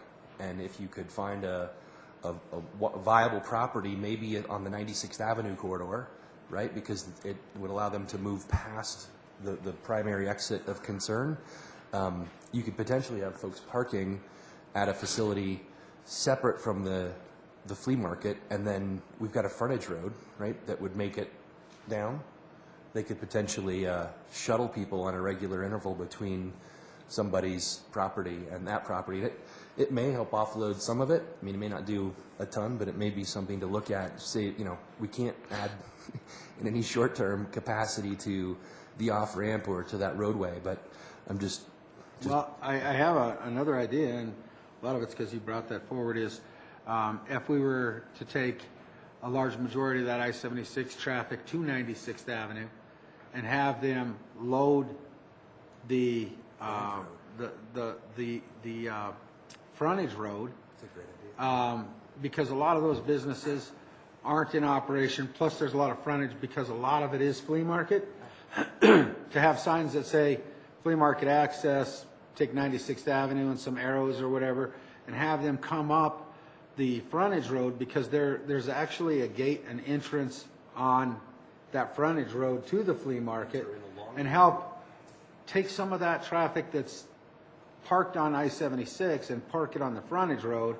As long as we didn't negatively impact businesses along the frontage road, it would help with some storage, and it would help alleviate some pressures to 88th Avenue, so that some of the local traffic coming down Rosemary and 88th would utilize the gates at the 88th Avenue entrance, and some of that I-76 traffic can load the frontage road and utilize the access to the flea market on the west side on that frontage road. So just take a look at some of that to see how we can load some of this traffic a little differently, and try to help alleviate the mess on the interstate. And is there anyone else? Mr. Bullock, please raise your hands if you have a comment. Thank you, Mr. Benson. It just popped into my mind while we were in Washington, D.C., Rock Creek Parkway, during the morning 2 hours, all the traffic is one way going one direction. During the afternoon 2 hours, all the traffic is going one way, one direction. When the movie theater opens, it wouldn't be a bad idea after they pass that first gate where the traffic is leaving the flea market, it all becomes one way going east to the movie theater, so you don't have just all this traffic backed up. But we would have to also work with the movie theater people and make sure that they could get everybody into the theater instead of them just sitting there, because most of the backup or the bottleneck is taking the people's money and getting them into the theater, coming off of Rosemary and coming off of 88th. But if we could get traffic off of 88th pretty quick, it might help. But Rock Creek Parkway, I didn't realize how efficient that was when they switched it to one ways in both of those directions, because it really got you where you were going in a hurry in the morning and in the evening. Okay. Mr. Benson. I'm just assuming that the great bulk of this traffic is for the flea market. Yes, it is. Am I correct in that? Because I would say up until the if they're- time of the theater. well, but the theater's not going to be able to start showing anything until about 8:30 at night. But they start going there around 5 o'clock at night. They both have impacts at different times of day. When does the right? That's what I'm saying. I'm saying that the great impact is from the flea market. How much do you think the flea market would contribute to handling all of the traffic that it draws and causes these problems? How much can we get them to contribute to helping to do this? Maybe a GID of the businesses around there or something, because they're making a lot of money off the people coming in there. And it seems to me like they ought to have to take some responsibility. But we took responsibility for 104th with the Northern Infrastructure GID, just to get it built because it needed to be built. Why don't we form a GID up there and get the flea market to start helping to pay for that problem? That's a big problem. I mean, was this weekend the first weekend that it was open? No, it was the first nice weekend, Mr. Benson. It's open year-round. It just happened to be the first nice weekend. Because I know I was going west on 76 around noontime, and I saw exactly what the rest of you are referring to. Traffic was stopped for about maybe a mile or 2 miles down there. Mr. City Manager, you have a comment? I think the best use of our time might be to give us an opportunity to review traffic operations. They do have a well-thought-out traffic management plan. Let us find out if it's functioning like it's supposed to according to that plan. That plan does contemplate that there are times when impacts will reach I-76. As I recall, that was understood, and it has always been the case. So what I don't know is if it's functioning differently than it always has. giving us a chance to review that traffic plan, talking with the law enforcement agencies to help provide traffic control will help us zero in on whether or not things are changing out there to the point where some action needs to be taken. 'Cause that whole intersection is a mess. If you're going east, when you get past I-76, there's one lane that goes through. And if you're having to deal with all of the flea market traffic, it's just a mess. It's not as bad as what we've got out here at 60th and Highway 2 and 685, but it's just, the whole thing's a mess. But we're talking about $100 million to get it fixed. Well, maybe we can utilize some of our other entities within our community, like South Adams Water. Maybe they'll help us with the problem. So, with that said, is there anyone else who has a comment? Jason. Not on that subject. Go ahead. We'll start with new administrative council business. Have everybody's done with the the flea market? All right, Mr. McEldowney. I had exchanged a couple notes with the city manager over the last couple days. We have all been waiting with bated breath for development in the Northern Range and along the 104th corridor, and obviously King Soopers was a massive milestone in that effort. There's a gap in the communication. We obviously have a sense of what's coming. We see our city manager updates, and we know in watching the development updates what's happening. There is a ton of pent-up energy, if you will, in the community about what's coming and when. And the rumor mill is just rampant about what is and isn't going to be there. And I think a level of that is good. I think it reaches a point where it's not good, and it contributes to a sense of they're not telling us what's going on, or there's a sense that people are hiding information, that there is, that we're not doing our job. And I think the city manager and I exchanged a couple emails about just sort of evidencing some of this exchange, and the point was simply, I know we can't talk about everything because there are those things that are confidential, but even the things that we can talk about clearly aren't reaching everybody. And so even though we're celebrating and giving each other high fives over Platte Valley or otherwise, there's still not a clear sense of what's really going on. And so what could we do to do a more concerted communication push on a regular interval to talk about and tout what's happening? And I don't know if it's using our city publication, if it's making it more visible on the city website, if it's using social media and Facebook to help, welcome or announce or convey milestones. But we've got, it's a mind-boggling to see the array of things that are happening in our community that really aren't happening in our community.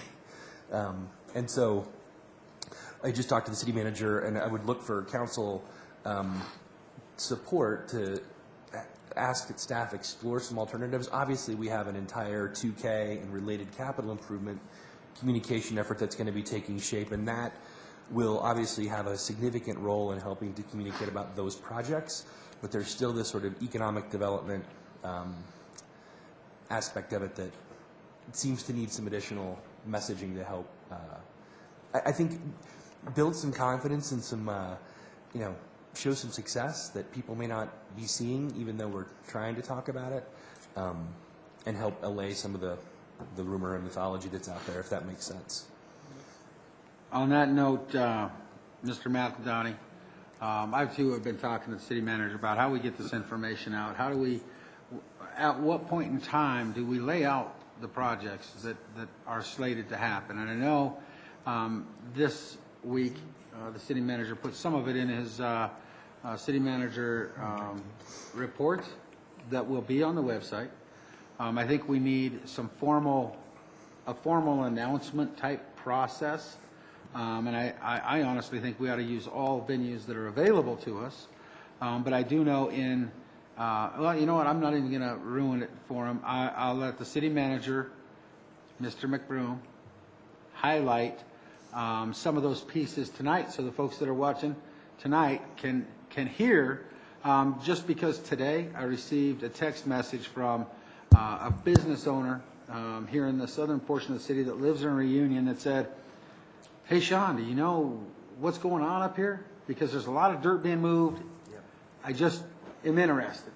So, Mr. Manager, will you please give us a lowdown on the things that you can talk about so that the council and the citizens at home can hear what you have to say?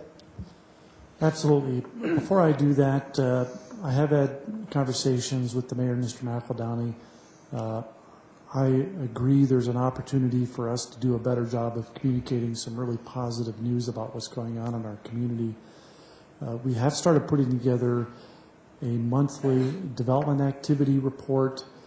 It's an improvement, but I think there's still some work to be done in how we communicate that out to the rest of the community and really highlight those things that would seem to us to be of most interest to people in the community. So we're working on that. It's not helped by the fact that we're down a couple of staff people in communications and in economic development, but it's an important thing for us to do, especially when there's so many rumors floating around. We could improve the situation by getting accurate information out there. The good news in the area of 104th and Chambers is there are several things either under construction or about to be under construction. One is the Walgreens at the southeast corner. Another is the Platte Valley Medical Center building, which is having a groundbreaking this week to the north of Les Schwab Tires. Additionally, it's my understanding construction will be beginning shortly on the inline retail building to the east of King Soopers that will include the Ace Hardware. Jim, do you know of the other retailers that are going in to that inline retail? I believe most of the space has been occupied. That information is not in the development reports. That's a good example of some information that would be helpful to the but isn't being captured by the development report that's included in the city manager update. So some good things happening, some work for us to do to pull that information together and get it out on a more regular basis.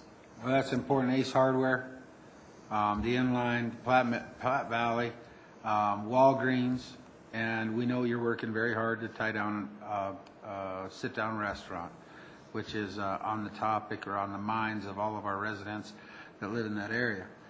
So there are some new good services that are pulling their permits, and you'll see construction underway to provide those services.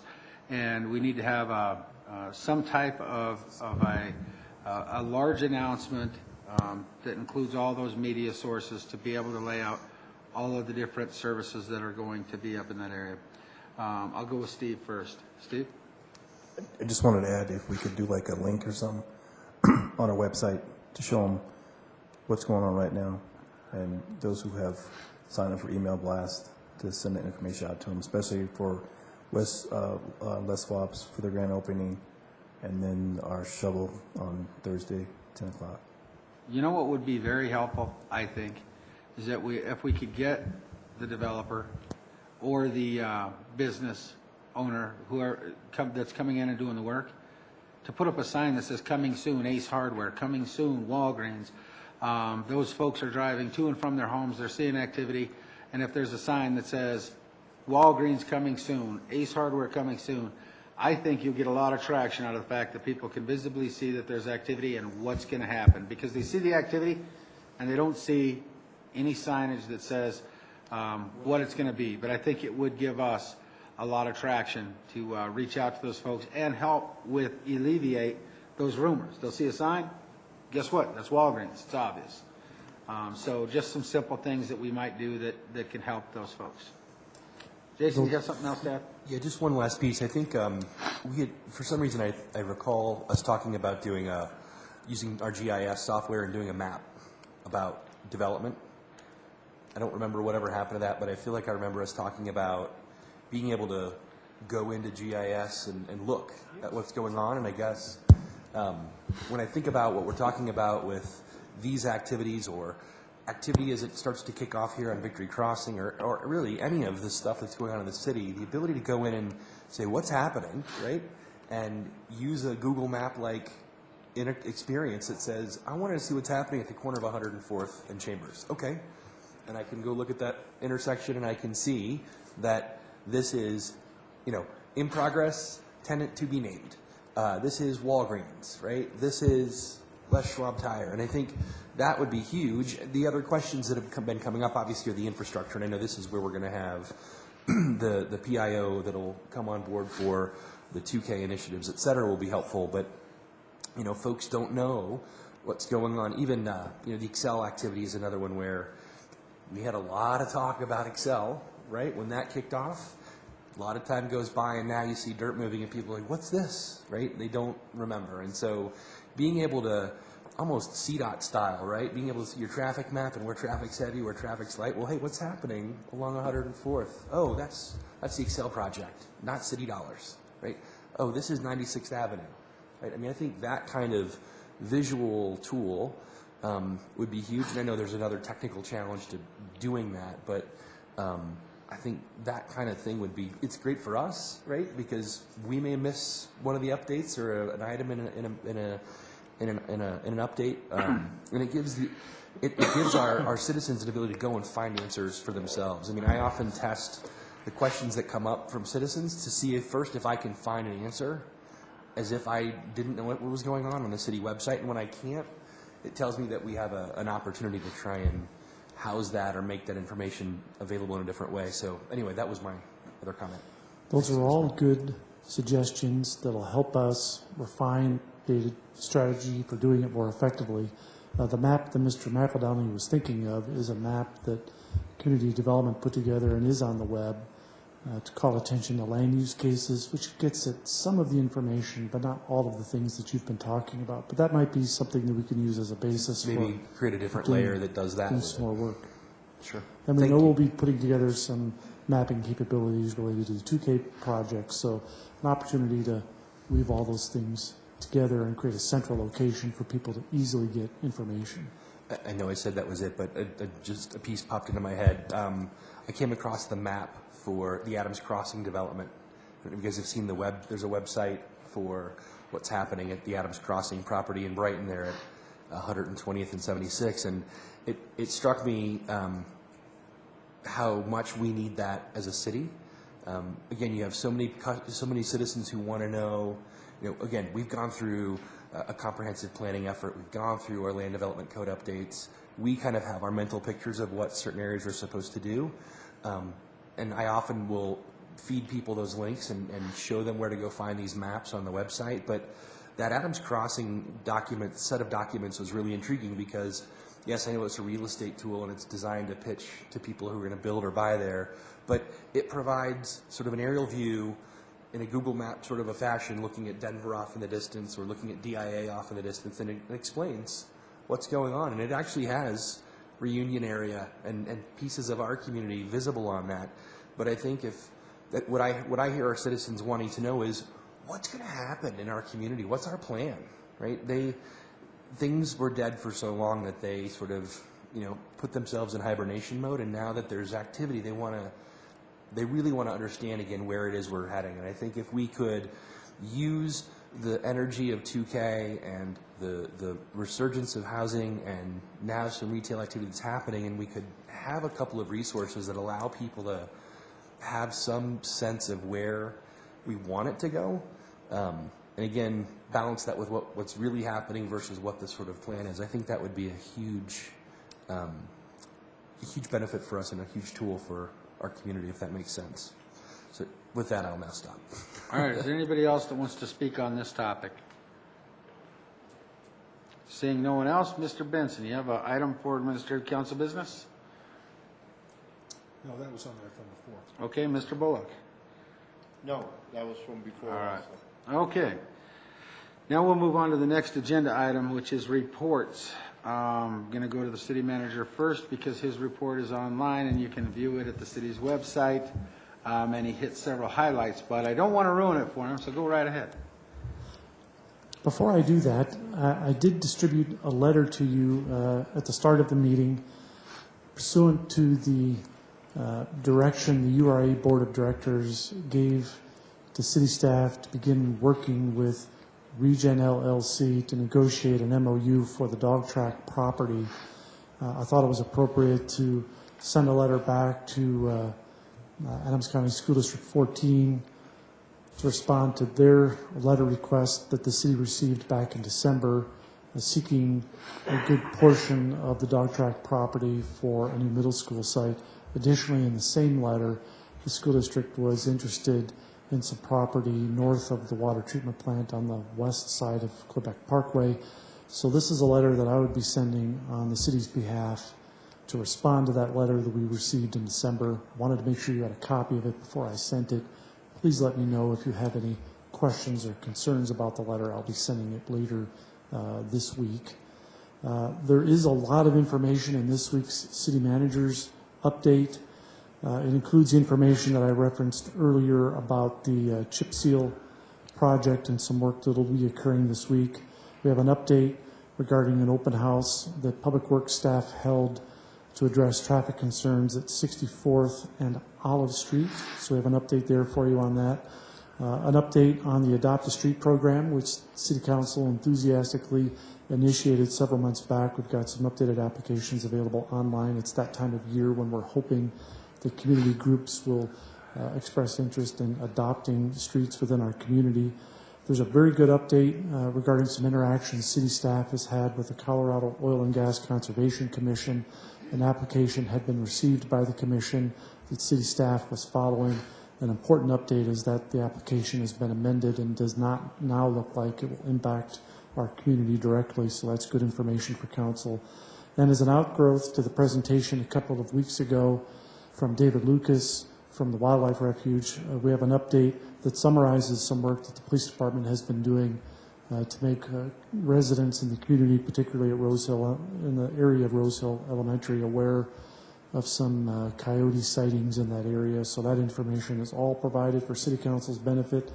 In addition, we've attached the development update that I referenced a few minutes ago, the capital improvement program update. There's a lot going on with regard to the 2K project, so that's a weekly update, and also the legislative report, and as we typically do, a look ahead to the City Council work schedule. So as always, please reach out with any questions that you have about any of the information that we've provided tonight. Thank you. Great. Thank you. All right, Bob.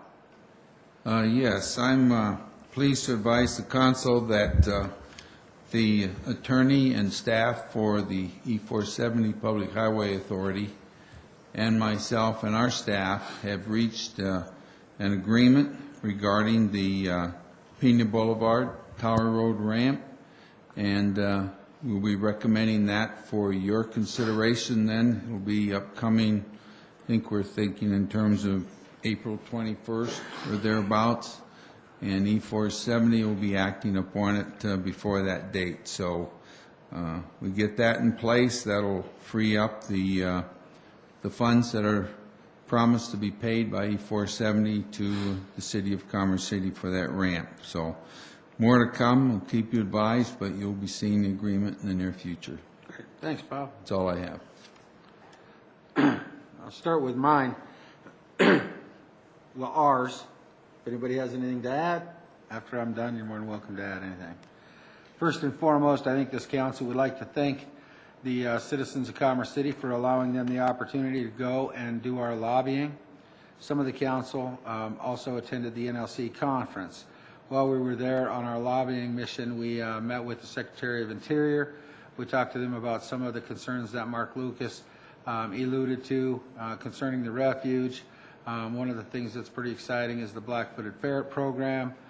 We talked about biosin and making that a consumable product. We talked about on-site housing for temporary employees. We also talked about eliminating some of the restrictions that are on the 917-acre western tier. But we did meet with all of our congressional delegates or their staffs while we were out there, primarily being concerned with the refuge, with transportation, with funding sources, all of those things that our community needs.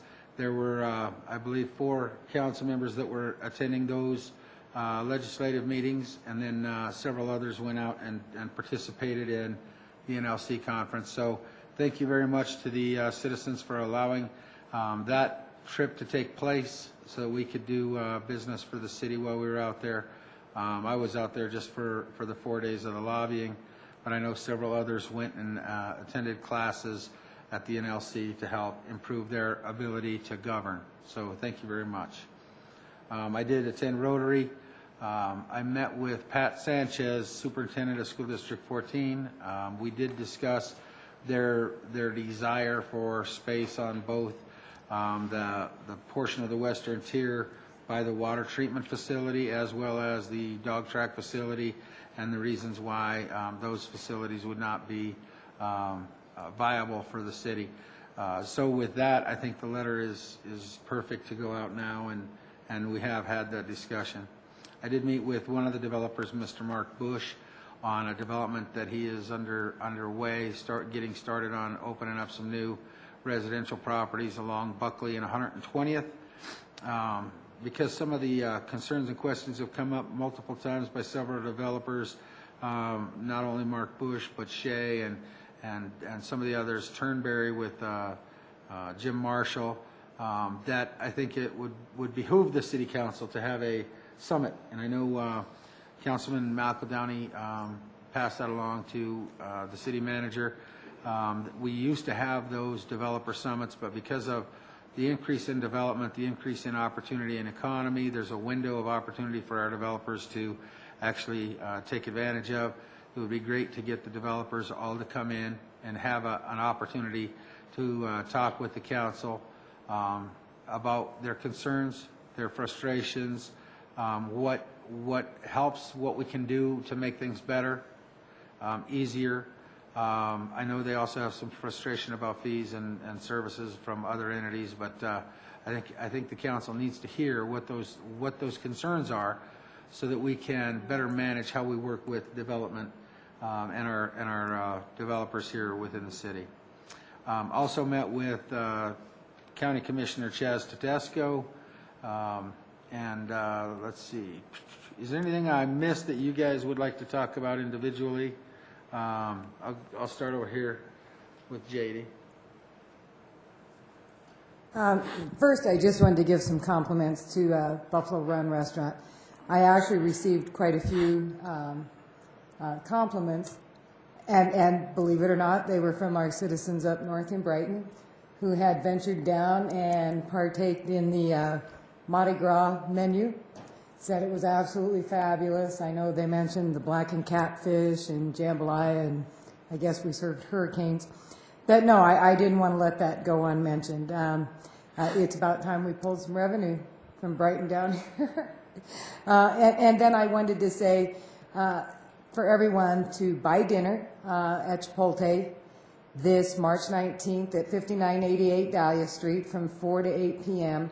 to help support the Commerce City Cultural Council. A percentage of the sales during that time will go towards the council to support the efforts there. All you do is just mention Cultural Council before paying, and a portion of your purchase then will be donated to Cultural Council. And Cultural Council supports the arts, music, and the dance that are in the city. And then since we're all Irish today, I just wanted to say happy St. Paddy's Day to everyone. Anyone else have anything to add that I may have missed? Mr. McEldowney? Just real quickly, had our monthly 27J Capital Facility Fee Foundation meeting on Friday. I think folks will recall there was some concern some months ago regarding Reunion Shea in terms of their ceasing of participation. I don't know, Mr. McBroom, if you've had the same confirmation that I did. I know we exchanged a note. Were you able to confirm that as well? I was not able to confirm it. If they haven't reached agreement, I think they're very close. Okay. The good news is that I think everybody's aware that the school district had asked or had used their privilege to halt Shea's next filing pending their signature of that agreement. It would appear that based on some communication that I had from Marty Zemsik on Friday that and word from Joy Gurdon with the district during our board meeting that they have come to terms and will be signing their agreement and rejoining the Capital Facility Fee Foundation as a contributing developer. The other bit of news that Joy shared during the meeting was that Shea has officially or unofficially agreed to grant that piece of land that is earmarked for a school site in South Lawn, Reunion, there in the southeast corner of the neighborhood, 227J, and that site is being given free and clear effectively to the school district. That site has a significant amount of infrastructure work already stubbed in, so the value of that property is significant. Should the district decide to go to the voters this fall, that would be that is likely to be one of the school sites that would be part of a bond initiative if that becomes the will of the superintendent. It would be an elementary school. And who knows what the mix of that would be based on need, but the highest growth obviously in 27J right now is in that 104th Avenue corridor and those two elementary schools in that corridor. So I just wanted to quickly share that update on the Capital Facility Fee Foundation. The other piece to that is that, and this is really very closely related to the mayor's comments just now about the builder outreach that he and I had discussed. We, from a Capital Facility Fee Foundation, that's the same stakeholder group that we work with and rely on for dollars to contribute to the Capital Facility Fee Foundation. We have just had our highest month of revenue, if you will, with it to the Capital Facility Fee Foundation, $1 million month in fees from development activity, which is just a great indicator of the pace of activity across the school district. So it's sort of a good news, scary news story in terms of those dollars are going, we're putting them in the bank, they're there, and they're going to continue to grow for investment in capital, but it just tells you how fast we're starting to grow again district-wide. But part of the discussion Friday as well was to seek a sit-down with the development community and look to get those developers that have yet to sign an agreement to be part of the Capital Facility Fee Foundation and to contribute fees for capital. So we are looking at trying to, whether it be small group or large group meetings as well. So it would be great to be able to know that one or the other of these is happening and bounce them back and forth off of each other. So I think that's it. I'll hold. There's a Quality Schools Initiative meeting this Thursday where we will get a read back from district staff on the two bond/mill packages that are that the committee asked to have staff run numbers on last month. Again, if anybody is interested in what's been happening with that Quality Schools Initiative, if you go to the 27J website, there is a link in the top left corner of the screen for Quality Schools Initiative. You can read the meeting summaries. They're quite clear, but you'll also be able to see later this week what staff has presented back to the committee in terms of those options. Thank you. I think it's great. The timing's great. To be talking with the developers this spring, a lot going to be happening. We got a lot of commercial development going on. We got a lot of infrastructure development going on. I think it's an important time to visit with those folks. With there being no, all right, Councilwoman Elliott. Thank you, Mr. Mayor. I just want to make note that I attended the Recreation Center tours this Saturday, and the first one was at the Trails Recreation Center in Centennial, and the second one being at Central Park in Stapleton, Denver, where my colleague, Mr. Bullock, joined us on that one. I just want to say that I found these tours to be very informative, and honestly, it was nice to see. It was actually nice that they shared their information as far as the pros and the cons. If they had it to do over, what would they change? Gives a lot of insight for us in planning our rec center and doing the renovations to our existing rec center. So I just wanted to say thank you to staff for organizing this, and I look forward to the next tour this Saturday. I believe a few of you will be attending as well.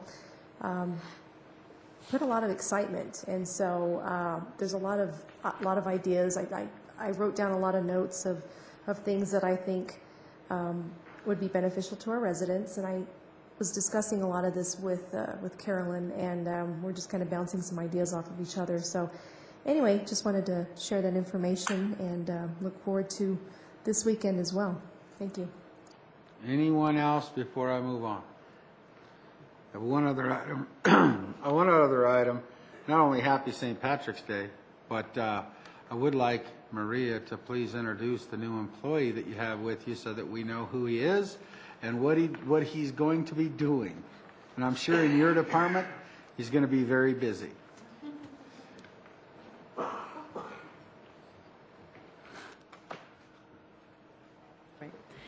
Thank you, Mayor, for acknowledging our newest employee out in the audience today. I thought it was great that he joined us for this item. It is awesome. This is Mike Connor, who's one of our new 2 project managers that we're hiring to do not only the 2K projects within Public Works, but also our Highway 2 project, our 104th Phase 3B project, all of those that we need to undertake. And so Mike, I'll let him just give a little quick background on his experience, but we've already assigned him to the 104th project that we approved tonight, the contract. So he is literally hitting the ground running, and we're starting that work already. He joined us last Monday, so I'll let Mike speak for a minute. Sure. Thank you, Mayor and Council. Mike Connor. I am a Colorado native, so been around the Denver metro area the bulk of my life. I have experience working in the town of Parker. I worked with the city clerk at the city of Lakewood, and most recently at the city of Commerce City. The Centennial City. I've already got that. That's all right. As long as you substitute Commerce City for Centennial, we're good with that. City of Centennial, where I managed a number of various high-level, high-profile projects, road projects, and a couple other facility projects as well. Great. Well, it's very nice to have you come to the council meeting, get to kind of see who we are and how we interact with each other, and welcome aboard. We're glad to have you on the team. Thank you very much. Yep, absolutely. Have a good evening. Thank you. If there's no further business to come before the city council this evening, we're adjourned. Yes, sir.